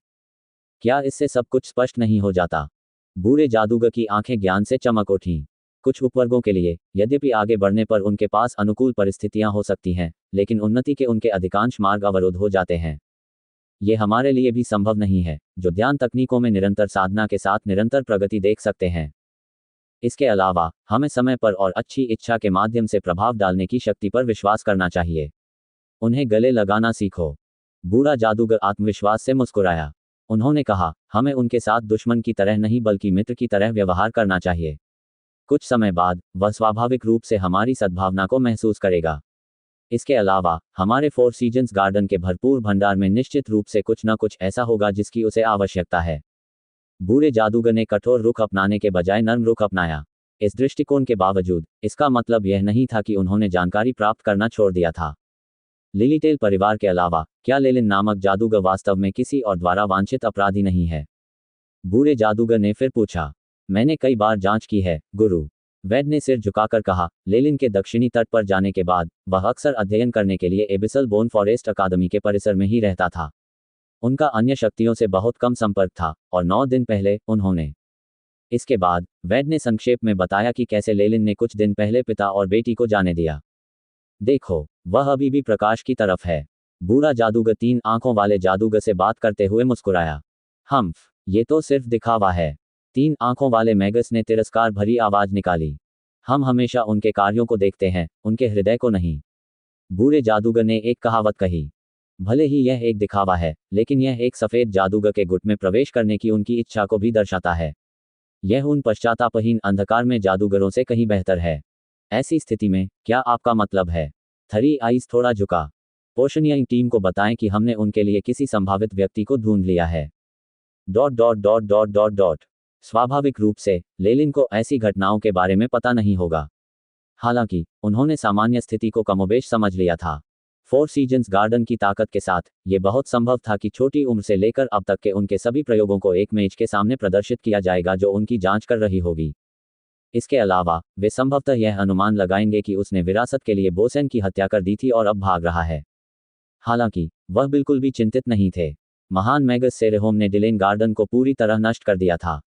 चूंकि मृत पक्ष कुछ भी सत्यापित नहीं कर सका था, इसलिए वे अधिक से अधिक यह मान सकते थे कि उसने कुछ उपवर्ग मैगस संबंधी जानकारी प्राप्त कर ली थी, और थोड़े भाग्य से ही वह आधिकारिक मैगस तक पहुंच सकता था, इसलिए भविष्य में उसकी प्रगति अत्यंत सीमित होगी। इसके अलावा, अब वह एक आधिकारिक मैगस था। अन्य संघों में निश्चित रूप से आधिकारिक मागी होंगे जो समान परिस्थितियों में आगे बढ़े होंगे, और यदि वे सत्य तक पहुंचने का प्रयास करेंगे, तो वे उन मागी का विश्वास प्राप्त नहीं कर पाएंगे जो विशेष परिदृश्यों में आगे बढ़े थे। अंत में, वे अभी भी प्रकाश मागी की ताकतें थीं, इसलिए चाहे वे अंदर से कैसे भी सोचते हों, उन्हें बाहरी तौर पर अच्छी प्रतिष्ठा दिखानी थी। जब तक लेलिन महान मैगस सेरेहोम की ध्यान तकनीक और एआई चिप की रक्त रेखाओं के शुद्धिकरण को छिपाने में सक्षम था, तब तक वह उन्हें अन्य चीजों के बारे में पता लगाने से डरता नहीं था। जैसा कि उसने उम्मीद की थी, जैसे ही वह रिसेप्शन क्षेत्र में पहुंचा, उसने देखा कि वेड, जिससे वह पहले मिल चुका था, पहले से ही वहां उसका इंतजार कर रहा था। आपसे मिलकर खुशी हुई, मैगस लेलिन। वेड ने लेलिन की ओर झुककर मुस्कुराया। परीक्षा उत्तीर्ण करने पर बधाई। अब से आप फोर सीजन्स गार्डन के सदस्य हैं। वेड ने भावुक मुस्कान दी। मैं फोर सीजन्स गार्डन जैसे महान संगठन में शामिल होकर भी गौरवान्वित महसूस कर रहा हूं। लेलिन के चेहरे पर उत्साह झलक रहा था। आपके प्रवेश के संबंध में हमें अभी भी कुछ अनुबंधों और प्रक्रियाओं से गुजरना है। कृपया मेरा पीछा करें। वेड आगे चला और लेलिन को नाइटलेस सिटी से बाहर लाने का नेतृत्व किया। लेलिन के चेहरे पर संदेह के भाव देखकर वेड ने समझाया, भले ही फोर सीजन्स गार्डन में जोन 5 में कुछ प्रयोगशालाएं और एक रिसेप्शन क्षेत्र है, लेकिन हमारा मुख्यालय नाइटलेस सिटी के बाहरी इलाके में है। अच्छा ऐसा है। लेलिन ने सिर हिलाया और वेड के पीछे पीछे शहर के प्रवेश द्वार के पास वाले क्षेत्र में चला गया। लेलिन के सामने एक बड़ा वर्ग था और बीच में कई लकड़ी के क्रॉस थे, जिन पर सभी आकार और आकृति के जीव बंधे हुए थे। यह फोर सीजन्स गार्डन के संपर्कों में से एक है, जहां से आप एक विशेष माउंट चुन सकते हैं। वेड ने एक विशालकाय जादुई प्राणी की ओर इशारा किया जो अभी अभी हवा से नीचे उतरा था। हालांकि आप इन्हें किराए पर ले सकते हैं, लेकिन मेरा सुझाव है कि आप अपने निजी इस्तेमाल के लिए परिवहन के तौर पर एक खरीद लें। वेड प्लाजा के पास एक छोटी सी लकड़ी की झोपड़ी के पास गया और खिड़की के माध्यम से अंदर मौजूद व्यक्ति का अभिवादन किया। माद्रे, मुझे 2 ड्रैगन क्राउन नाइटहॉक्स दे दो, क्योंकि मैं मुख्यालय जाना चाहता हूँ। मुझे मिल गया, मुझे मिल गया। तुमने मुझे पहले ही बता दिया था। खिड़की के पीछे खड़े आदमी ने अधीरता से जवाब दिया और 2 हरे रंग की धातु की चादरें बाहर फेंक दी। चल दर। वेड ने विचलित लेलिन की ओर आवाज लगाई। क्या तुम्हें ये लोग पसंद हैं? वेड ने लेलिन के सामने एक प्राणी की ओर इशारा किया जो हाथी जैसा दिखता था, लेकिन उसके शरीर पर सफेद पंखों की एक परत थी जो लेलिन को पसंद आई। मुझे इस तरह के अजीब जीवों में बहुत दिलचस्पी है। निर्णय लेते समय लेलिन ने हल्की सी मुस्कान दी। वह अक्सर यहाँ आता था और चारों ओर देखता था, और यदि वह भाग्यशाली होता तो यहाँ प्राचीन रक्तवंश वाले कुछ जीव भी हो सकते थे। चलो भी। वेड लेलिन को वहां ले गया जहां 2 विशालकाय ड्रैगन क्राउन नाइटहॉक्स थे। चील जैसे दिखने वाले इन विशाल पक्षियों के शरीर पर फौलादी काले पंख लगे हुए थे और उनकी गर्दन लाल रंग से रंगी हुई थी। उनके सिर पर मुकुट के आकार की एक सुंदर उभरी हुई हड्डी थी। वेड ने ड्रैगन क्राउन नाइटहॉक्स की गर्दन पर लगे कांस्य कॉलर को खोल दिया और हरे रंग की धातु की शीट में से एक को लेलिन की ओर फेंक दिया। यही उन्हें नियंत्रित करने की कुंजी है। आओ चलें। लेलिन उत्सुकतावश नाइटहॉक्स की पीठ पर चढ़ गया। इसकी पीठ पर चमड़े की काठी लगी हुई थी। ऐसा प्रतीत होता है कि इसे सवारियों के आराम के लिए निर्मित किया गया था। लेलिन काठी पर बैठ गया और उसने अपनी आध्यात्मिक शक्ति का एक निशान हरी धातु की चादर में प्रवेश करने की इच्छा की।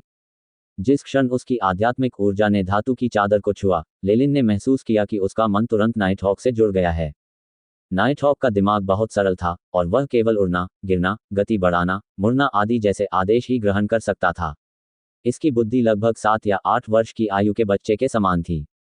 Dragon crown nighthawk. शक्ति 5.2, चपलता 7.6, जीवन शक्ति 4.9, विशेष योग्यता कोई नहीं। एआई चिप द्वारा दिए गए आंकड़े सरल थे। देखने से ऐसा प्रतीत होता है कि इस प्रकार का ड्रैगन क्राउन नाइटहॉक केवल परिवहन के साधन के रूप में ही उपयुक्त था। चल दर। विशाल नाइटहॉक ने अपने पंख फैलाए और ऐसा करते हुए धूल का एक बवंडर उठा लिया। नाइटहॉक्स की 2 चीखों के बाद लेलिन और वेड ने अपनी पीठ को आराम से टिकाया और आकाश में उड़ गए। फफ। तेज हवा के दबाव के कारण लेलिन को ऐसा महसूस हुआ जैसे वह किसी तूफान के बीच में आ गया हो। पब फ्यूचर द्वारा विज्ञापन। हे लेलिन, कैसा लग रहा है? वेड, जो लेलिन के बगल में नाइटहॉक पर था, बोला।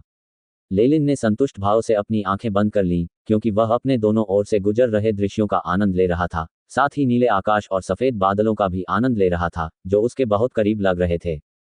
आधिकारिक मैगी के लिए, जिनका शरीर सामान्य मनुष्यों की तुलना में अधिक लचीला था, इस प्रकार का दबाव हल्की हवा के झोंके के समान था। ये बुरा नहीं है। हा। उस समय मुझे इस बात का अफसोस हुआ था कि मैंने उड़ने संबंधी कोई मंत्र याद नहीं किया था। हालांकि जब से मुझे मेरा प्रिय मिला है, मेरे मन में अब ऐसे विचार नहीं आते। शायद एक दिन आप इस पर नजर डाल सकेंगे। मैं कसम खाता हूं कि आप इससे मंत्रमुग्ध हो जाएंगे। लेलिन ने रास्ते में वेड के साथ बातचीत की, क्योंकि वह ड्रैगन क्राउन नाइटहॉक के उड़ान पथ का अवलोकन कर रहा था। जब से उसने नाइटलेस सिटी छोड़ा था, ड्रैगन क्राउन नाइटहॉक पूर्व की ओर उड़ रहा था। समय बीतने के साथ वातावरण में हवा ठंडी होती गई। अंततः लेलिन के सामने बर्फ से ढकी पर्वत श्रृंखला दिखाई दी। ड्रैगन क्राउन नाइटहॉक ने उत्साहित होकर गुर्राहट की और ऊपर की ओर उड़ने लगा। सफेद बर्फ से ढके मैदान के एक टुकड़े पर वेड और लेलिन को ले जाने वाले ड्रैगन क्राउन नाइटहॉक्स उतरे। फोर सीजन्स गार्डन के मुख्यालय में आपका स्वागत है। वेड लेलिन को एक ऊंचे गलियारे में ले गया। 2 अनुचर, जो उनका इंतजार कर रहे थे, ने ड्रैगन क्राउन नाइटहॉक को प्राप्त करना शुरू कर दिया, और उन्हें अपने अस्तबल में ले आए तथा उसके बाद उन्हें साफ करना और खिलाना शुरू कर दिया। मार्ग अत्यंत घुमावदार था और दीवारें शुद्ध सफ़ेद बर्फ से ढकी हुई थीं। हालांकि अंदर गर्म हवा चल रही थी। मार्ग के विभिन्न मोड़ों से लेलिन कई जादूगरों को अपने अनुचरों के साथ चलते हुए देख सकता था। वे नोटबुक लिए हुए थे और जल्दी में लग रहे थे। आधे घंटे और कई जांच चौकियों के बाद वे अंततः अपने गंतव्य पर पहुंच गए। हम यहाँ हैं, यह मेरे गुरु का कमरा है, लॉर्ड रेनॉल्ड का कार्यालय। वैड ने लेलिन को समझाते हुए एक बड़ा काला धातु का दरवाजा खोला। दरवाजे के पीछे बहुत जगह थी और आसपास बहुत सारी हरी भरी बेलें उगी हुई थीं। प्राचीन वृक्ष की लताएं मुड़ी हुई और एक दूसरे में गुंथी हुई थीं, जो मेज और कुर्सियों का आकार ले रही थीं। इसके अलावा जहां कुछ गांठें थीं, वहां कई सुंदर सफेद फूल खिल रहे थे, जो मीठी सुगंध फैला रहे थे। काली लताओं से बनी मेज के पीछे सोने का चश्मा पहने एक बूढ़ा सफेद बालों वाला जादूगर लेलिन को देखकर मुस्कुराया। स्वागत। पब फ्यूचर द्वारा विज्ञापन। आपसे मिलकर मुझे सम्मान मिला, मेरे प्रभु। बूढ़े आदमी के शरीर से निकलने वाली ऊर्जा तरंगें रैंक 1 मेगस से भी अधिक थीं। लेलिन ने इस तरह की अस्थिरता केवल एबिसल बोन फॉरेस्ट अकादमी में हुए नरसंहार में चेयरमैन और कुछ अन्य मैगी से ही देखी थी। ये स्पष्ट था कि ये बूढ़ा आदमी कम से कम रैंक 2 का मैगस था। पीछे मत हटो। फोर सीजन्स गार्डन का निर्माण महान पोषण मास्टर अमेसांडेनिसा द्वारा अनुसंधान और पोषण फार्मूलों के आदान प्रदान के लिए किया गया था। हमारा उद्देश्य समानता और स्वतंत्रता पैदा करना है। सफेद बालों वाला आदमी दयालु भाव से हंसा। फोर सीजन्स गार्डन में प्रवेश कर पाना मेरे लिए सम्मान की बात है, महाराज। लेलिन ने एक बार फिर सिर झुकाया। तो अब क्या आप अनुबंध पर हस्ताक्षर करने के लिए तैयार हैं? रेनॉल्ड ने पूछा। मुझे आशा है कि आप बुरा नहीं मानेंगे, लेकिन क्या मैं अनुबंध की विषय वस्तु देख सकता हूं? लेलिन ने पूछा। सही, मेरी बात पर ध्यान मत दो, मैं इतना बूढ़ा हो गया हूं कि ये बातें भूल गया हूं। बूढ़े आदमी ने हंसते हुए मेज पर पड़े चर्मपत्र के टुकड़े की ओर इशारा किया। लेलिन ने इसे उठाया और स्थितियों को देखा। जैसा कि उन्होंने उम्मीद की थी, विनिर्देश काफी ढीले थे। ये कहा गया कि लेलिन को फोर सीजन गार्डन के हितों को नुकसान न पहुंचाने की शपथ लेनी होगी और उसे प्रति वर्ष एक निश्चित संख्या में मिशन पूरे करने होंगे। बदले में फोर सीजन्स गार्डन उन्हें जानकारी और संसाधन उपलब्ध कराएगा। अन्य सभी क्षेत्रों में स्थितियां ढीली थीं और किसी भी तरह से उन पर कोई रोक नहीं थी। यहां तक कि इस बात का भी कोई उल्लेख नहीं किया गया कि संगठन छोड़ने वाले मैगी का क्या होगा। ये बिल्कुल वैसा ही है जैसा क्रू ने बताया था। कुछ इतिहास के कारण फोर सीजन्स गार्डन का समझौता काफी ढीला है। बेशक लेलिन को पता था कि यह सिर्फ उसके लिए फोर सीजन गार्डन के कुछ संसाधनों तक पहुंच प्राप्त करने के लिए था। वह अधिक महत्वपूर्ण वस्तुओं तक पहुंच पाने में असमर्थ था। यह तभी संभव था जब अनुबंध बहुत सख्त होता, इस हद तक कि उसे अपनी आत्मा का एक हिस्सा यहां छोड़ना पड़ता। हालांकि लेलिन एक अतिथि प्रोफेसर या विशेष अतिथि की भूमिका निभाकर एक बड़े संगठन में प्रवेश करना चाहते थे। ये भविष्य में उच्च स्तरीय जानकारी और संसाधन प्राप्त करने की उनकी सुविधा के लिए था। उन्होंने भविष्य में विश्व भर में यात्रा करने तथा विभिन्न मैगी अवशेषों की खोज करने की योजना बनाई थी तथा वे केवल एक स्थान पर बंधे नहीं रहना चाहते थे।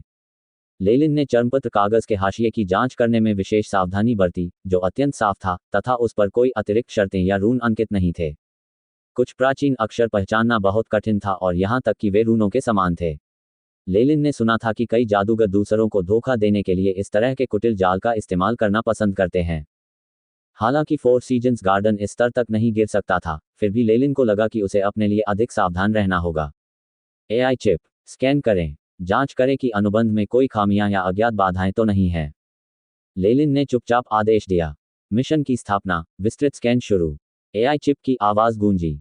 वर्तमान में कई उन्नयन के बाद भी एआई चिप अभी भी रैंक 2 मेगस के सामने अपने अस्तित्व के सभी निशानों को छिपाने में सक्षम है। बीप स्कैन पूरा हुआ। अनुबंध पर कोई अजीब या छिपी हुई रोक नहीं है। एआई चिप की आवाज गूंजी। ये परिस्थितियां बहुत अच्छी हैं, मेरे पास इन्हें मना करने का कोई कारण नहीं है। एआई चिप का संकेत केवल लेलिन ही सुन सकता था। वैड के दृष्टिकोण से लेलिन ने तुरंत सहमति जताने से पहले इस पर केवल एक सरसरी नजर डाली थी। अच्छे से रेनॉल्ड ने एक मंत्र पढ़ा। बज बज एस्टरिस्क। हवा में एक हलचल हुई और तुरंत ही मध्य हवा में एक रहस्यमयी आंख प्रकट हुई। यह आंख पूरी तरह काली थी, केवल पुतली के भीतर लाल रंग की रोशनी थी। परीक्षण की आंख, लेलिन ने मन ही मन कहा। यह आंख उस क्लोन से बहुत मिलती जुलती थी जिसे उसने बुलाया था, लेकिन यह उससे कम से कम 10 गुना बड़ी थी जो उसने पहले देखी थी। ये स्पष्ट था कि जब रैंक 2 मेगस द्वारा बुलाया जाता है, तो ट्रायल्स आई की शक्ति कई गुना बढ़ जाएगी। यदि ये कहा जाए कि ट्रायल्स आई, जिसे लेलिन ने तब बुलाया था जब वह एक अनुचर था, उसकी शक्ति उसके वास्तविक शरीर की शक्ति के 1 अरबवें हिस्से से भी कम थी, तो यह ऊर्ध्वाधर आंख, जिसे रेनॉल्ड ने बुलाया था, में संभवतः ट्रायल्स आई के वास्तविक शरीर की शक्ति के 10 लाखवें हिस्से के बराबर होगी। ट्रायल की आंख चुपचाप हवा में तैर रही थी, और लेलिन को उसकी पुतलियों में बुद्धिमत्ता का एक निशान भी दिखाई दे रहा था। यह उस प्रेत से भिन्न है जिसे किसी अनुचर द्वारा बुलाए जाने पर कोई चेतना नहीं होती। ट्रायल्स आई की शक्ति, जब एक आधिकारिक मैगस द्वारा बुलाई जाती है, तो और भी अधिक मजबूत हो जाती है। इसके अलावा, ये बुद्धिमान है और स्वयं सोच सकता है, इसलिए ये दोनों पक्षों के बीच अनुबंध का निष्पक्ष रूप से न्याय करने में सक्षम है। रेनॉल्ड ने लेलिन को समझाया।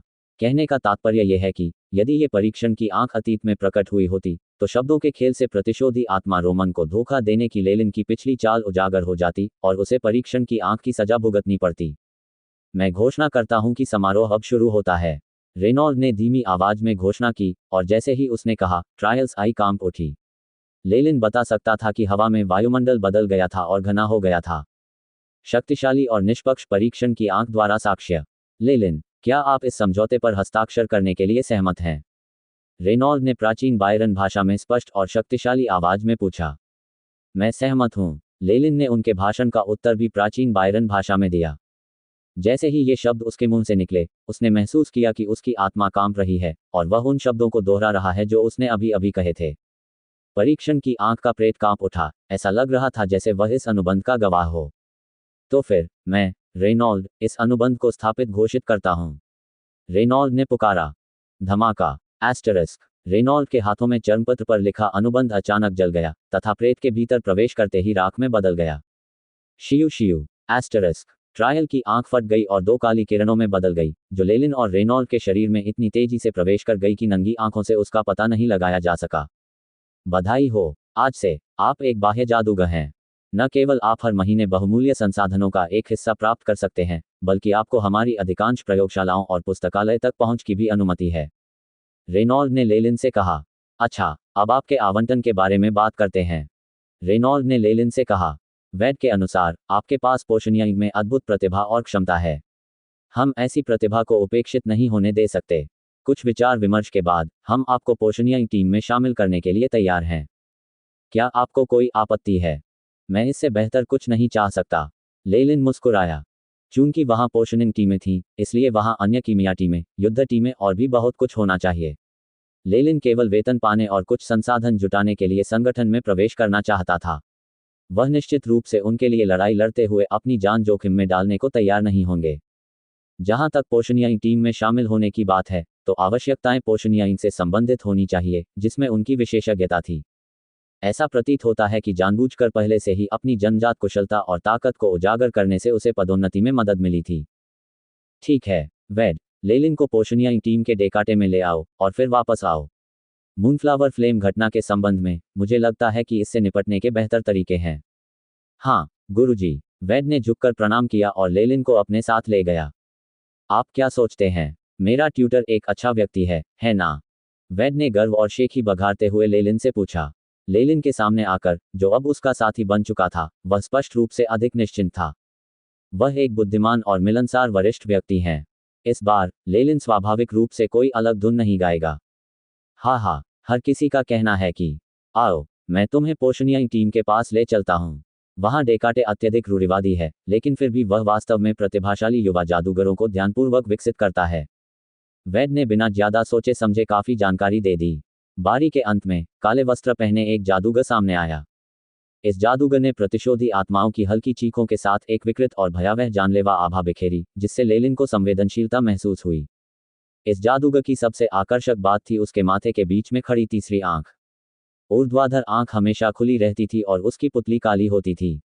ऐसा लगता था कि इसमें कोई अनुभूति या संवेदना नहीं थी, जिसके कारण व्यक्ति से हर उठता था। वैड, यह नया मैगस बहुत विनम्र नहीं लगता, 3 आंखों वाले मैगस ने ठंडे स्वर में कहा। एक बर्फीली आध्यात्मिक शक्ति तुरंत लेलिन पर टूट पड़ी। लेलिन आश्चर्यचकित रह गया और उसने तुरंत बचाव के लिए अपनी आध्यात्मिक शक्ति एकत्रित की। पॉप! एस्टरस्क वातावरण में हवा के बारीक बुलबुले फूटने लगे। जिस क्षण उनकी आध्यात्मिक शक्तियां आपस में मिली, लेलिन महसूस कर सकता था कि उसके प्रतिद्वंद्वी की आध्यात्मिक शक्ति में ताज़ा रक्त की एक मजबूत आभा थी। इस प्रकार की गंध इतनी घनी थी कि लेलिन का दम लगभग घुट गया क्योंकि वह इसे दूर नहीं कर सका। और इसके अलावा, उनके प्रतिद्वंद्वी के तत्व सार रूपांतरण का स्तर अर्ध परिवर्तित तत्व मैगी से कहीं अधिक था। लेलिन की आध्यात्मिक शक्ति उसके प्रतिद्वंद्वी के हमले के कारण ध्वस्त हो गई। जैसे लेलिन की छाती पर किसी हथौड़े से प्रहार किया गया हो, वह 2 कदम पीछे हट गया और उसका चेहरा सफेद पड़ गया। 3 आंखों वाले जादूगर ने हैरानी से लेलिन को देखा। तुम्हारी आध्यात्मिक शक्ति खराब नहीं है, लेकिन यह अफसोस की बात है कि यह अभी भी अपर्याप्त थी। इसके बाद उसने लेलिन की ओर दोबारा नहीं देखा और आगे बढ़ गया। ऐसा लग रहा था कि जादूगर अपनी ताकत दिखाने और अपना कौशल प्रदर्शित करने की कोशिश कर रहा था। तुम ठीक हो? वैड लेलिन के लिए थोड़ा चिंतित दिख रहा था। कोई बात नहीं, मेरी आध्यात्मिक शक्ति बस थोड़ी सी हिल गई है। मुझे बेहतर होने के लिए बस कुछ दिनों के आराम की जरूरत है।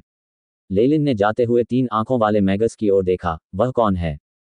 वह लॉर्ड सीजर है, एक जादूगर जिसे 4 सीजन्स गार्डन द्वारा व्यक्तिगत रूप से पाला गया है और जिसके पास वीरतापूर्ण लड़ाकू शक्ति है। वह शिकार टीम का प्रभारी है और हमारे डिप्टी कमांडर की भूमिका में है। वैड ने होठों पर कड़वी मुस्कान के साथ लेलिन को देखा। लॉर्ड सीजर का मानना है कि विदेशी जादूगर केवल 4 सीजन्स गार्डन की एकता को नुकसान पहुंचाएंगे और उनका मानना है कि नए जादूगरों की भर्ती पर प्रतिबंध लगाया जाना चाहिए। मानो उन्हें डर हो कि लेलिन चिंता में पड़ जाएगा, इसलिए उन्होंने आगे कहा, बेशक मेरे शिक्षक लॉर्ड रेनॉल्ड उनके दृष्टिकोण से सहमत नहीं हैं। इसके अलावा मेरे शिक्षक इस संगठन के अग्रदूतों में से एक थे। फिलहाल 4 सीजन्स गार्डन के उच्च अधिकारी अभी भी नए जादूगरों की भर्ती के पक्ष में हैं। शिकार दल का मुखिया। लेलिन ने लॉर्ड सीजर की ओर देखा और उसकी आंखों से प्रकाश की एक किरण चमक उठी। AI chip. प्रतिद्वंद्वी की ताकत का अनुमान लगाओ। प्रतिद्वंद्वी द्वारा उत्सर्जित आध्यात्मिक बल के आधार पर लक्ष्य की अनुमानित ताकत रैंक 1 मैगस चरम शक्ति के साथ 80% से ऊपर मौलिक सार रूपांतरण। इस तरह की ताकत के साथ ये लिलीटेल परिवार के बुजुर्ग से समानता रखता है। ऐसा लगता है कि अगर मुझे उसके खिलाफ लड़ने के लिए जोड़ा जाए तो मेरे जीतने की संभावना बहुत कम होगी। लेलिन के दिमाग में ढेरों जटिल विचार घूम रहे थे। ठीक है, मैं तुम्हें पोशनियाई टीम के पास ले चलता हूं। वैड ने तुरंत विषय बदल दिया और लेलिन बिना कोई टिप्पणी किए वैड के पीछे पीछे चला गया। रास्ते में वैड ने अन्य विषयों पर बात करने की पूरी कोशिश की। उम्मीद है कि लेलिन पहले की नाखुशी को भूल जाएगा। हालांकि वे दोनों जानते थे कि यह असंभव है, फिर भी लेलिन ने ऐसा अभिनय किया जैसे वह ध्यान से सुन रहा हो। हमारी टीम का हिस्सा बनने के बाद आप यहाँ मुफ्त में एक घर में स्थायी रूप से रह सकते हैं। हालांकि यहाँ जीवन बहुत नीरस है, हम बस प्रयोग पर प्रयोग करते रहते हैं। इसलिए कई जादूगर नाइटलेस सिटी में आवास रखना पसंद करते हैं ताकि वे समय समय पर वहां छुट्टियां मना सकें। वैड ने जिम्मेदारी से लेलिन को बताया कि उसे क्या उम्मीद करनी चाहिए। सड़क पर कई मोड़ पार करने के बाद वे एक पत्थर के पुल पर पहुंचे जो एक लटकती चट्टान के ऊपर हवा में फैला हुआ था, जो एक वनस्पति उद्यान की ओर जाता था। यहाँ का फर्श धातु से बना था तथा चारों ओर का वातावरण साफ सुथरा तथा सफेद रंग का था, जिससे ये गलतफहमी पैदा हो रही थी कि वह अपने पिछले जीवन से प्रयोगशाला में लौट आए हैं। सड़क के दोनों ओर पारदर्शी कांच भी लगा हुआ था। कांच के पीछे पेट्री डिशें थीं, जिनमें विभिन्न प्रकार के विदेशी पौधे लगाए गए थे। चलती धरती घास, विशाल खाद्य फूल, चेहरा लताएं। अपनी आंखों की एक सरसरी निगाह से ही लेलिन को अनगिनत कीमती पौधे मिल गए। इनमें से कुछ आध्यात्मिक शक्ति विकसित करने के लिए महत्वपूर्ण तत्व थे, लेकिन निस्संदेह वे केवल अनुचरों के लिए ही प्रभावी थे। कोई भी नवनियुक्त रैंक 1 मैगस इन सभी चीजों को देखकर आश्चर्यचकित हो जाता, लेकिन लेलिन ने महान मैगस सेरेहोम के डायलन गार्डन को देखा था, जिसे उसने व्यक्तिगत रूप से उगाया था, और ये सभी पौधे उन चीजों की तुलना में कुछ भी नहीं थे जो उसने पहले देखी थीं। हालांकि उसके चेहरे पर अभी भी एक आश्चर्य का भाव झलक रहा था। हम पहुंच गए हैं। ये पोशनियाई मुख्यालय है। वैड लेलिन को बगीचे से होते हुए ले गया और 2 विशाल पत्थर की मूर्तियों के सामने पहुंचा जो राक्षसों जैसी दिखती थीं। पासवर्ड। मूर्ति बोलने लगी, डेकाटे से कहो कि मैं उसके लिए किसी को यहाँ लाया हूँ। और साथ ही अपने मनोरंजन के लिए चुटकुले मत बनाइए। यदि ऐसा दोबारा हुआ तो मैं शिक्षकों से कहूंगा कि वे इस सुविधा में सभी सुरक्षा व्यवस्थाएं बदल दें। तुम्हें पता होना चाहिए कि मेरे पास वह शक्ति है। वैड ने मूर्ति पर चिल्लाकर कहा, मानो वह जानता था कि वैड मजाक नहीं कर रहा था। विशाल पत्थर की मूर्ति वाला राक्षस रास्ते से हटने से पहले हंस पड़ा। ऐसा लगता है कि ये दोनों मूर्तियां दोषपूर्ण तरीके से बनाई गई हैं। निर्माता ने गलती से कुछ शरारती आत्माओं को मूर्तियों में भर दिया। उन्हें अनदेखा कर दो। वैड लेलिन को लेकर आया, फिर लेलिन को बताया।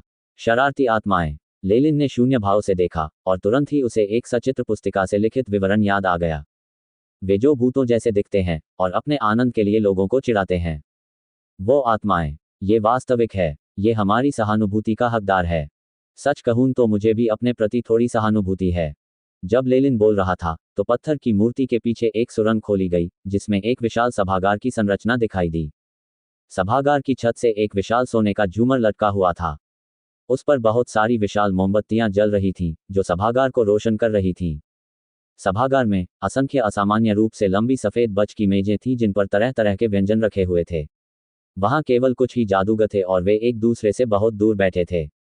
उनमें से केवल कुछ ही लोग, जिनके बीच बेहतर संबंध थे, बातचीत करने के लिए एकत्रित हुए। पहले जो आवाज आ रही थी वह प्लेटफॉर्म पर बैठे एक अधेड़ उम्र के जादूगर की थी। यहाँ मैं आपको परिचय करा दूं, ये लॉर्ड डेकार्टे हैं, जो पोशनियाई टीम के प्रमुख हैं। वह रैंक 1 के शिखर पर एक मैगस है और रैंक 2 तक पहुंचने के कगार पर है। वेड ने मुस्कुराते हुए डेकार्टे को सलाम किया, फिर लेलिन से कहा, लॉर्ड डेकार्टे। लेलिन ने तुरंत सिर झुकाया। हे, मैं तुम्हें जानता हूं। मैंने दवा बनाते हुए आपकी क्लिप देखी है। आपकी तकनीक सचमुच सराहनीय थी। अब से हम सहकर्मी रहेंगे। सभी लोग कृपया हमारे नए साथी के लिए टोस्ट करें। डेकार्ट ने अपनी उंगलियां चटकाईं और मधु से भरे 2 कप उसके और लेलिन के सामने उड़ाए। प्रोत्साहित करना। उपस्थित सभी जादूगरों ने अपने प्याले ऊपर उठा लिए। धन्यवाद। लेलिन ने कप ले लिया। मीड में अल्कोहल की मात्रा अधिक नहीं थी तथा इसका स्वाद मीठी शराब जैसा था। इसका स्वाद अच्छा था। खैर, चूंकि मैंने लेलिन को यहां भेज दिया है, इसलिए मैं विदा लेता हूं। वेड ने एक ही बार में शराब पी ली। मेरे प्यारे शिक्षक अभी भी इंतजार कर रहे हैं। चूंकि अभी भी तुम्हें कुछ काम करना है, इसलिए मैं तुम्हें और अधिक विलंबित नहीं करूंगा। लेलिन, आओ, यहां बैठो। जब डेकार्ट बोल रहे थे, तो उनके बगल में बैठे अनुचरों ने तुरंत एक नई लंबी मेज की व्यवस्था कर दी। अनगिनत प्रकार के व्यंजन और फल लगातार मेज पर लाए जा रहे थे, और जल्दी ही मेज पर देर हो गए। लेलिन ने थोड़ा झुककर अपनी सीट पर आकर बैठ गया। केवल इस समय ही उसे डेकार्टे, जो कि पोशनियाई टीम का शक्तिशाली नेता था, को परखने का मौका मिला। डेकार्ट ने सफेद वस्त्र पहना था, जिस पर हरे पौधों की डिजाइन कढ़ाई की गई थी। उनके चेहरे का आकार सामान्य था और माथे पर गहरे हरे रंग का हेडबैंड था, जिससे वे अत्यंत आलसी दिख रहे थे। लेलिन के आसपास कुछ नौकर भी थे, जो आकर्षक कपड़े पहने हुए थे। उनके आभामंडल से ऐसा प्रतीत होता था कि वे कुलीन परिवारों से आए तृतीय श्रेणी के अनुचर थे। उसने चारों ओर नजर डाली। अकेले इस सभागार में कम से कम 30 आधिकारिक मागी और अनगिनत अनुचर मौजूद थे। ये केवल एक पोशनियाई टीम थी। समग्र शक्ति के संदर्भ में ये पहले ही एबिसल बोन फॉरेस्ट अकादमी से आगे निकल चुका है। भोज लगभग 1.5 घंटे तक चला। जब अधिकांश जादूगरों ने खाना खा लिया, तो अनुचर अलग अलग रंगों के पेय पदार्थ लेकर आए। सभागार का माहौल धीरे धीरे मधुर हो गया। ऐसा लग रहा था जैसे लेलिन ने अपने पिछले जीवन में चाय पार्टियों में भाग लिया था। ठीक है, ये भोजन और स्वागत समारोह समाप्त हो गया है। आइए अब कार्य के आवंटन पर चर्चा करें। डेकार्ट मंच पर बोल रहे थे। उनकी आवाज वहां उपस्थित प्रत्येक जादूगर के कानों में गूंज रही थी। ये सुनकर जादूगरों ने अपने प्याले नीचे रख दिए। एल्मो, विशालकाय ड्रैगन शक्ति औषधि की प्रगति कैसी है? एक कामुक महिला जादूगर खड़ी हुई। मैंने सूत्र निकालने का लगभग 70% काम पूरा कर लिया है और अभी कुछ महत्वपूर्ण बिंदुओं पर अटकी हुई हूं। मैं 5वें बगीचे से तीसरे सेंट्रीफ्यूज और आपूर्ति के लिए आवेदन कर रहा हूं। अच्छा, भोज समाप्त होने के बाद आवेदन पत्र जमा करें। डेकार्ट ने सहमति में सिर हिलाया। आपका क्या कहना है, मार्टिन? फ्रॉस्ट पोशन की मासिक 300 खुराकों का निर्माण कैसे होता है? मार्टिन एक छोटे कद का बूढ़ा आदमी था, और जब उसका नाम पुकारा गया तो वह खड़ा होते समय असहज लग रहा था। हाँ, सर, आप यह जानते हैं, मेरे पास जनशक्ति की कमी है। इसके अलावा, हाल ही में, उपकरणों ने। मुझे परवाह नहीं कि तुम्हारे कारण क्या है, मार्टिन। क्या ये तीसरी बार नहीं है? डेकार्ट का चेहरा काला पड़ गया। कृपया मुझे माफ करें, सर। मार्टिन का चेहरा लाल हो गया। उन्होंने कहा, यह समय की मांग है कि आपके पास जनशक्ति की कमी हो। लेलिन को सबसे पहले आपकी टीम में नियुक्त किया जाएगा, और मैं आपको अन्य 3 संश्लेषण मशीनें उपलब्ध कराऊंगा। यदि आप अगले महीने तक भी अपना कार्य पूरा नहीं कर पाते हैं, तो इस वर्ष के लिए आपका भत्ता बहुत कम कर दिया जाएगा। जी श्रीमान। मार्टिन अपने चेहरे से पसीना पोंछने के अलावा कुछ नहीं कर सका। लेलिन ने अपना नाम पुकारते हुए सुना और उठ खड़ा हुआ। इसके बाद डेकार्ट ने कई अन्य जादूगरों को बुलाया, उनकी प्रगति के बारे में पूछा और आवश्यक व्यवस्थाएं की। भोज के बाद लेलिन ने अपने कदम धीमे करके मार्टिन के साथ चलने की पहल की। तुम्हारा मेरी टीम में आना।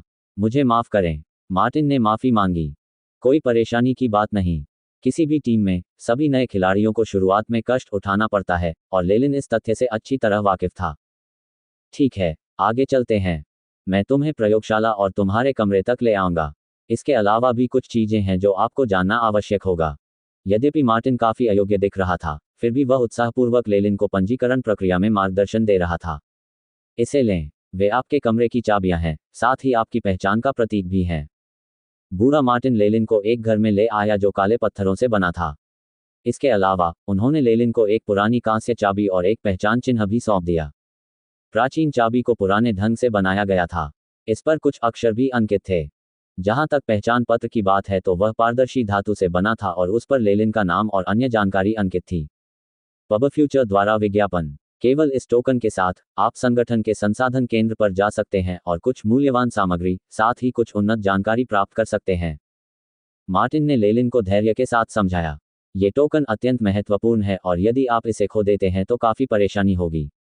तुम्हें निश्चित रूप से इसकी अच्छी तरह से रक्षा करनी चाहिए। ये देखकर कि लेलिन ने अपनी समझ व्यक्त करने के लिए अपना सिर हिलाया, मार्टिन लेलिन को प्रयोगशालाओं और कमरों को दिखाने के लिए ले गया। प्रयोगशाला एक साझा क्षेत्र है और इसका नंबर DKH 328 है। इसमें लगा उपकरण काफी अच्छा है और एक आधिकारिक मैगज़ के लिए पर्याप्त है। इसके अलावा यदि आपका कोई अन्य विशेष अनुरोध है तो आप संगठन के माध्यम से इसके लिए आवेदन कर सकते हैं। जब तक आपके पास पर्याप्त योगदान बिंदु हैं, संगठन आपके अनुरोधों को पूरा करने के लिए अपना सर्वश्रेष्ठ प्रयास करेगा। लेलिन ने मार्टिन को योगदान बिंदुओं का उल्लेख करते हुए पहले भी सुना था। ये एक ऐसी विधि थी जिसका उपयोग फोर सीजन्स गार्डन द्वारा व्यक्तिगत मैगी की योग्यता को मापने के लिए किया जाता था। निर्धारित मात्रा में आवश्यक कार्य पूरा करने के बाद एक आधिकारिक मैगज़ योगदान अंक प्राप्त कर सकता था। इन अंकों से न केवल टीम का स्तर बढ़ाया जा सकता है, बल्कि इनका उपयोग आवश्यक संसाधनों और ज्ञान के आदान प्रदान के लिए भी किया जा सकता है। लेलिन को जो पता चला, उसके अनुसार यह फोर सीजन्स गार्डन में मुद्रा का एक रूप था। योगदान अंकों की बात करें तो, चूंकि आपने अभी अभी प्रवेश किया है, मुझे यकीन है कि आपके पास पर्याप्त अंक नहीं होंगे। इसके बारे में क्या ख्याल है? क्या आप एक या दो अनुचरों को स्वीकार करना चाहते हैं? इस प्रकार के असाइनमेंट से सबसे अधिक योगदान अंक मिलते हैं। मार्टिन ने मददगार सुझाव दिया। वास्तव में मेरी निकट भविष्य में किसी को पढ़ाने की कोई योजना नहीं है। लेलिन ने मुस्कुराकर मार्टिन के अनुरोध को अस्वीकार कर दिया। हालांकि अकादमी किसी सदस्य के परिवार की सुरक्षा कैसे करती है? लेलिन ने मार्टिन को लिलिटेल परिवार को अपमानित करने के मुद्दे के बारे में संक्षेप में बताया। सुरक्षा और व्यक्तिगत लाभ के बीमा के तहत लेलिन को पिछले लेलिन के फार्लियर परिवार के लिए एक जीवन रेखा छोड़ने में कोई आपत्ति नहीं होगी। आखिरकार वह अभी भी इस परिवार का सबसे बड़ा बेटा और नामात्र का उत्तराधिकारी था। इसके अलावा यदि अवसर मिला तो लेलिन इस तथ्य की भरपाई करना चाहता था कि उसने इस परिवार के बच्चे का शरीर उधार लिया था। ओह, इसकी चिंता मत करो। मार्टिन ने उसकी बात सुनी और अपना सिर हिलाया। हमारा four seasons garden abyssal bone forest academy से कहीं अधिक शक्तिशाली है। जब तक हम उनसे संपर्क में रहेंगे, चेरनोबिल द्वीप समूह में फार्लियर परिवार की निश्चित रूप से अच्छी देखभाल की जाएगी। इसके अलावा आपने हमारे साथ जो अनुबंध किया है उसके आधार पर, जब तक यह निश्चित न हो जाए कि आप मर चुके हैं, लिलिटेल परिवार निश्चित रूप से आपके सामान्य मानव परिवार को नुकसान नहीं पहुंचा पाएगा। क्या ऐसा कोई नियम है? पब फ्यूचर द्वारा विज्ञापन। लेलिन थोड़ा उत्सुक था। चाहे वह किसी भी दुनिया में हो, यह माना जाता था कि अपने परिवार को नुकसान पहुंचाना बदला लेने का एक बहुत अच्छा तरीका है। मैगज़ दुनिया में तो यह और भी अधिक गलत था, जहां कानून के प्रति सम्मान का अभाव था। क्या ये बदला लेने का डर? लेलिन ने अनुमान लगाया। बिल्कुल, आप बहुत तेज हैं। मार्टिन लेलिन से प्रसन्न दिखे। एक आधिकारिक मैगज़ जिसके पास उसे बांधने के लिए कुछ नहीं है, वह सबसे डरावना है। विशेषकर ये तथ्य कि लिलिटेल परिवार के सभी सदस्य जादूगर नहीं हैं। निश्चित रूप से उनमें अनुयायी और सामान्य मनुष्य भी हैं। लेलिन समझ गया कि यह एक दूसरे के प्रति आपसी डर था। उसकी मृत्यु की पुष्टि होने से पहले, जब तक लिलिटेल परिवार ने फॉलियर परिवार पर हमला करने की हिम्मत की, तब तक उसे निश्चित रूप से लेलिन के क्रोध और बदला का सामना करना पड़ेगा। इसके अलावा एक आधिकारिक जादूगर की ताकत के साथ उन मनुष्यों और अनुचरों का वध करना चावल खाने और पानी पीने जितना आसान होगा। भले ही लिलिटेल परिवार काफी स्थापित था, वे निश्चित रूप से इस तरह के नुकसान को संभालने में सक्षम नहीं होंगे। इसलिए फॉलियर परिवार पूरी तरह सुरक्षित रहेगा। और क्या बात है, आप हमारे साथ शामिल हो गए हैं। मार्टिन के चेहरे पर गर्व और शायद अहंकार झलक रहा था। फोर सीजन्स गार्डन की ताकत ऐसी नहीं है कि एबिसल बोन फॉरेस्ट अकादमी जैसी संस्थाएं भी इसकी तुलना कर सकें। ये सुनकर कि तुम हमारे पक्ष में शामिल हो गए हो, उन्होंने शायद तुम्हें पकड़ने का अपना आदेश वापस लेने के बारे में भी सोचा होगा। मुझे वास्तव में इसकी परवाह नहीं है। लेलिन ने बोसेन के बारे में सोचा, जिसे उसने मार डाला था। कुलीन वर्ग का ये अनुयायी लिलिटेल परिवार के बुजुर्ग का एकमात्र पोता प्रतीत होता था। इसके अलावा उन्होंने उसे मारने के लिए रैंक 1 मैगज़ को भी भेजा था, जो लेलिन के हाथों मर गया था। ये दुश्मनी इतनी आसानी से नहीं सुलझ सकती थी। मैंने सुना है कि लिलीटेल परिवार का अगला मुखिया बनने की प्रतिस्पर्धा सबसे निर्णायक बिंदु पर पहुंच गई है। वह बुजुर्ग व्यक्ति भी जिद्दी माना जाता है और मेरा अस्तित्व बर्दाश्त नहीं करेगा, अन्यथा उनकी छवि और प्रतिष्ठा बर्बाद हो जाएगी। इसके विपरीत, जैसे ही लेलिन ने इस बारे में सोचा, उसकी आंखों में प्रत्याशा की झलक दिखाई दी। अभी उसकी ताकत तेजी से बढ़ रही थी। इसके अलावा, जब वह अपने वंश में दूसरी बार शामिल होगा, तो उसकी ताकत निश्चित रूप से महत्वपूर्ण मात्रा में बढ़ जाएगी। उस समय ये बात मायने नहीं रखती थी कि दुश्मन लेलिन को जाने देगा या नहीं, बल्कि ये कि लेलिन उन्हें जाने देगा या नहीं। ... 4 महीने बाद लेलिन ने एक ढीला सफेद लबादा पहना था, जिसकी आस्तीन और कॉलर पर हरे पौधों की आकृतियां कढ़ाई की हुई थीं। ये वह वर्दी थी जो फोर सीजन्स गार्डन में आधिकारिक मैगी पहनते थे। वह उस समय फोर सीजन्स गार्डन के मुख्यालय के पहाड़ की ओर स्थित सड़कों से गुजर रहे थे। छोटे छोटे पौधों से भरी एक सुरंग से गुजरते हुए वह एक प्राचीन चौराहे पर पहुंचे। ऐसा लग रहा था जैसे ये चौक पहाड़ के बीचों बीच बना हुआ है और बहुत बड़ा है। छत ठोस पत्थर से बनी थी और दीवार पर असंख्य अखंड प्रकाश की किरणें लगाई गई थीं, जिससे पूरा कमरा प्रकाशवान हो गया था। फोर सीजन्स गार्डन में ये वह स्थान था जहां वह योगदान अंकों को संसाधनों के लिए विनिमय कर सकता था। यहाँ, चाहे वह अनुचर हो या जादूगर, कोई भी योगदान अंक का उपयोग कर सकता था और अपनी इच्छित सामग्री और जानकारी प्राप्त कर सकता था। इसके अलावा, एक आधिकारिक मैगी के रूप में, लेलिन अपने मासिक कार्यों को पूरा करने के लिए मासिक आवंटन प्राप्त करने में सक्षम था। कई जादूगर जो फोर सीजन्स गार्डन में शामिल होना चाहते थे, वे इस प्रलोभन से आकर्षित हुए, क्योंकि उन्हें समर्थन देने वाला एक बड़ा समर्थक होने के बाद ही ये प्रलोभन दूसरे स्थान पर आया। लेलिन विशेष रूप से उस काउंटर की ओर चला गया जिसने आधिकारिक मैगी के लिए योगदान बिंदुओं के मोचन को संभाला। यहाँ मौजूद स्टाफ सदस्य वास्तव में एक आधिकारिक मैगस भी था। यह आधिकारिक मैगस एक महिला थी, जिसके बाल समुद्र के नीले रंग के थे, जो उसके कंधों पर आराम से लटक रहे थे। उसके होठों के किनारों पर गिल्स के निशान थे। नमस्ते, क्या मैं पूछ सकता हूँ कि आपको क्या चाहिए? महिला मैगस ने दक्षिणी तट की आम भाषा का प्रयोग करते हुए पूछा। उसकी आवाज़ अत्यंत कोमल और कानों को सुखद लगने वाली थी। यह एहसास, लेलिन चिंतित था, यह उस समय के समान है जब मैं नीला औषधि तैयार कर रहा था, जहां मत्स्यकन्याओं के गायन की आवाजें सुनाई दे रही थीं। ऐसा लगता है कि इस महिला में जलपरियों के रक्त का अंश है। लेलिन के चेहरे पर उदासीनता थी। उसने महिला की ओर देखा और अपना टोकन उसे सौंप दिया। मैं यहाँ कुछ सामग्री लेने आया हूँ, क्या उनके लिए कोई सूची है? यह उन वस्तुओं की सूची है जिनके बदले आप वर्तमान में विनिमय कर सकते हैं। महिला मैगस ने लेलिन के टोकन पर अपनी नज़र घुमाई और लेलिन को देखकर आश्चर्यचकित हो गई। इसके बाद उसने ऐसा दिखावा किया कि यह कोई बड़ी बात नहीं है और उसे एक कैटलॉग थमा दिया। लेलिन ने कैटलॉग पर वस्तुओं की सूची को विस्तार से देखा। ये सूची बहुत लंबी थी। न केवल रात्रिहीन शहर में कई ऐसे संसाधन थे जो बहुमूल्य थे, बल्कि वहाँ कई उच्च स्तरीय जानकारी और प्रयोगों के नवीनतम परिणाम भी थे। इसके अलावा, लेलिन ने कुछ आध्यात्मिक शक्ति औषधियाँ भी देखी जो आधिकारिक मैगस के सेवन के लिए थीं। हालांकि, योगदान के लिए आवश्यक अंक इतने अधिक थे कि लेलिन केवल उनके लिए तरस सकता था। आकाश फूल, वेल्क फल, बौना फ्रॉस्ट रून्स, मौलिक क्रिस्टल। लेलिन की उंगलियां तब रुक गईं जब उन्होंने कैटलॉग पर एलिमेंटल क्रिस्टल्स शब्द लिखा। उनको खाने से उत्पन्न उसकी पिछली प्रतिक्रिया अब गायब हो गई थी, इसलिए वह एक बार फिर से अपने तात्विक सार रूपांतरण को बढ़ाने के लिए अधिक क्रिस्टलीकृत अंधकार ऊर्जा कण प्राप्त कर सकता था। लेलिन ने तत्व क्रिस्टलों की प्रविष्टि को उत्सुकता से देखा, और अंततः, ऊर्जा कणों के नामों की सूची के अंत में, उसे वह नाम मिल गया जिसकी उसे तलाश थी। क्रिस्टलीकृत अंधकार ऊर्जा कण, एक मैगस के मौलिक सार रूपांतरण को प्रभावी ढंग से बढ़ाने में सक्षम। इसके अलावा इसके बड़े अवशिष्ट प्रभाव भी हैं। अपने जोखिम पर उपयोग करें। उपलब्ध 5850 ग्राम, 1 ग्राम इक्वल्स 1 योगदान बिंदु। सीमा, नियमित टीम के सदस्य प्रति माह अधिकतम 50 ग्राम ही खरीद सकते हैं। ये कीमत, लेलिन ने भौहें सिकोड़ी। गणना की इस पद्धति के आधार पर, वह अधिकतम 50 ग्राम मौलिक क्रिस्टल खरीद सकता था, जिससे उसके योगदान अंक लगभग आधे रह जाते। उन्होंने 300 ग्राम क्रिस्टल का उपयोग कर लिया था, जिससे उनका तत्वसार रूपांतरण 35% तक बढ़ गया। अधिक से अधिक 50 ग्राम और जोड़कर वह इसे 40% तक बढ़ा सकेगा, जो पर्याप्त नहीं होगा। इन क्रिस्टलों की कीमत इतनी महंगी क्यों है? लेलिन खुद को रोक नहीं सका और बोल पड़ा, इसके अलावा, खरीद की मात्रा की भी एक सीमा है। ऐसा प्रतीत होता है कि मूल्य की गणना की इस पद्धति के साथ, मौलिक क्रिस्टल सूची में सबसे महंगी वस्तुओं में से एक थे। उनकी कीमतें आध्यात्मिक शक्ति औषधि के बाद दूसरे स्थान पर थीं।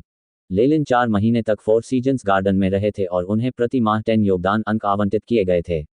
इसका मतलब ये था कि अगर लेलिन निष्क्रिय भी रहे, तो वह फोर सीजन्स गार्डन से प्रति माह 10 योगदान अंक प्राप्त कर सकेगा।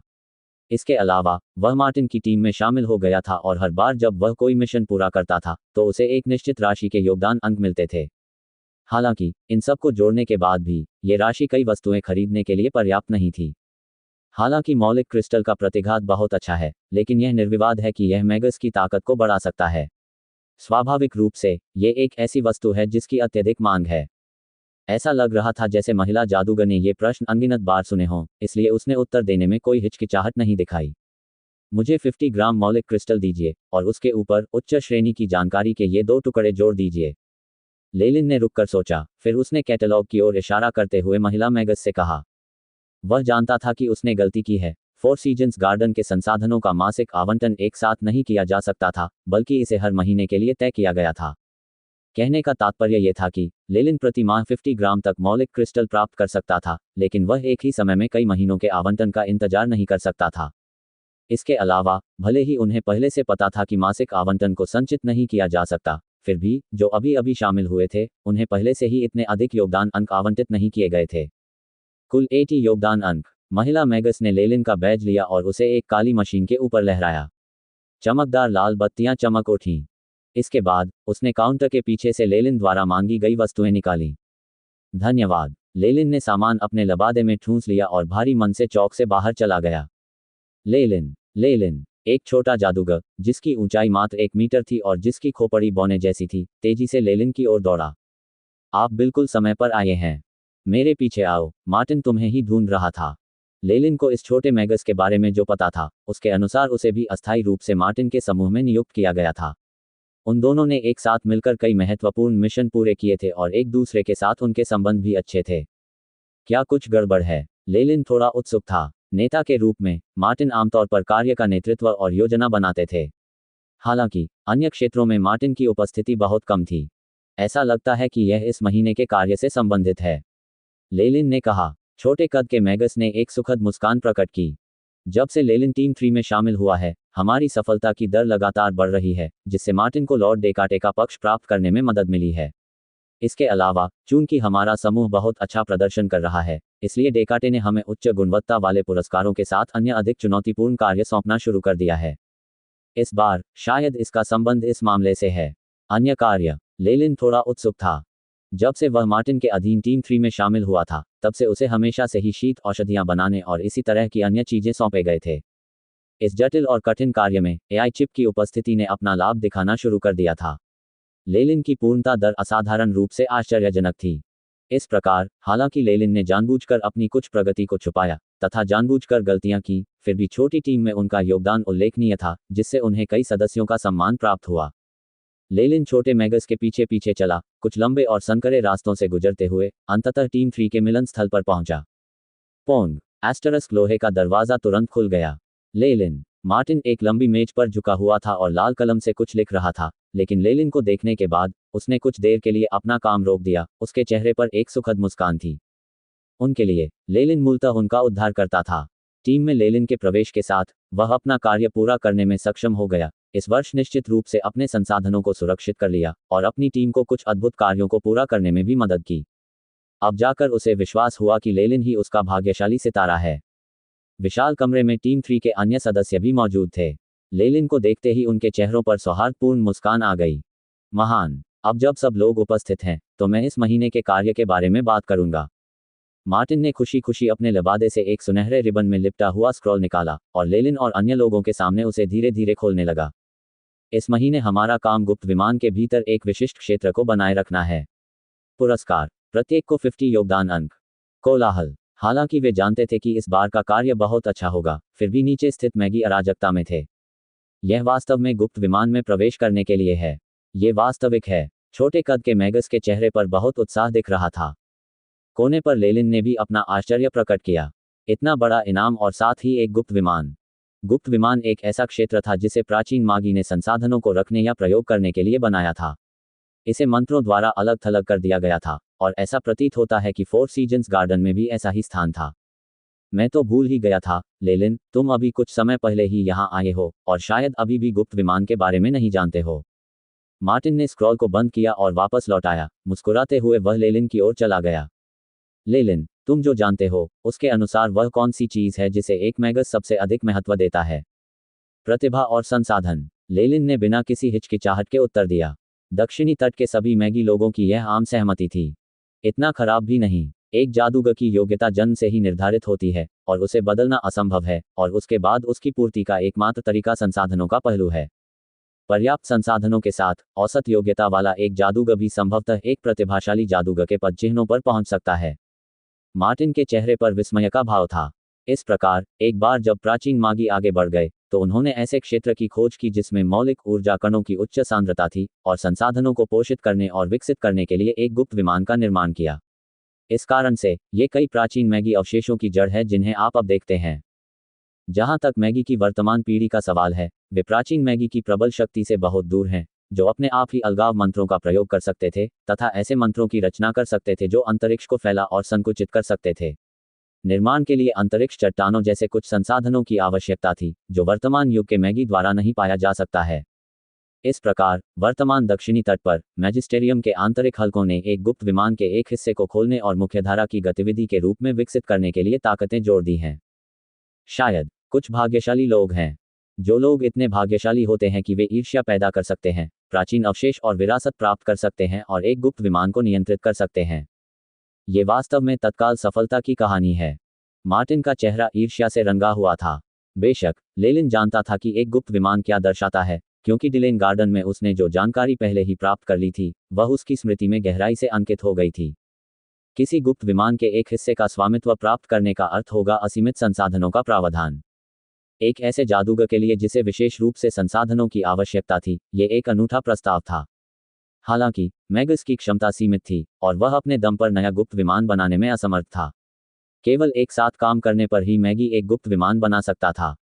लेलिन ने एबिसल बोन फॉरेस्ट अकादमी में इसी तरह के स्थानों के अस्तित्व की भविष्यवाणी की थी, लेकिन क्योंकि उस समय उसका स्तर कम था और अकादमी छोड़ने के बाद वह एक मैगस के रूप में आगे बढ़ चुका था, इसलिए वह इस बात को साबित करने में असमर्थ था। लेलिन, तुम यहाँ केवल कुछ महीनों से हो और फिर भी तुम गुप्त विमान में प्रवेश कर रहे हो। ऐसा लगता है कि ऊपरी प्रबंधन को आप पर बहुत भरोसा है ना? मार्टिन ने मित्रतापूर्ण तरीके से लेलिन की पीठ थपथपाई।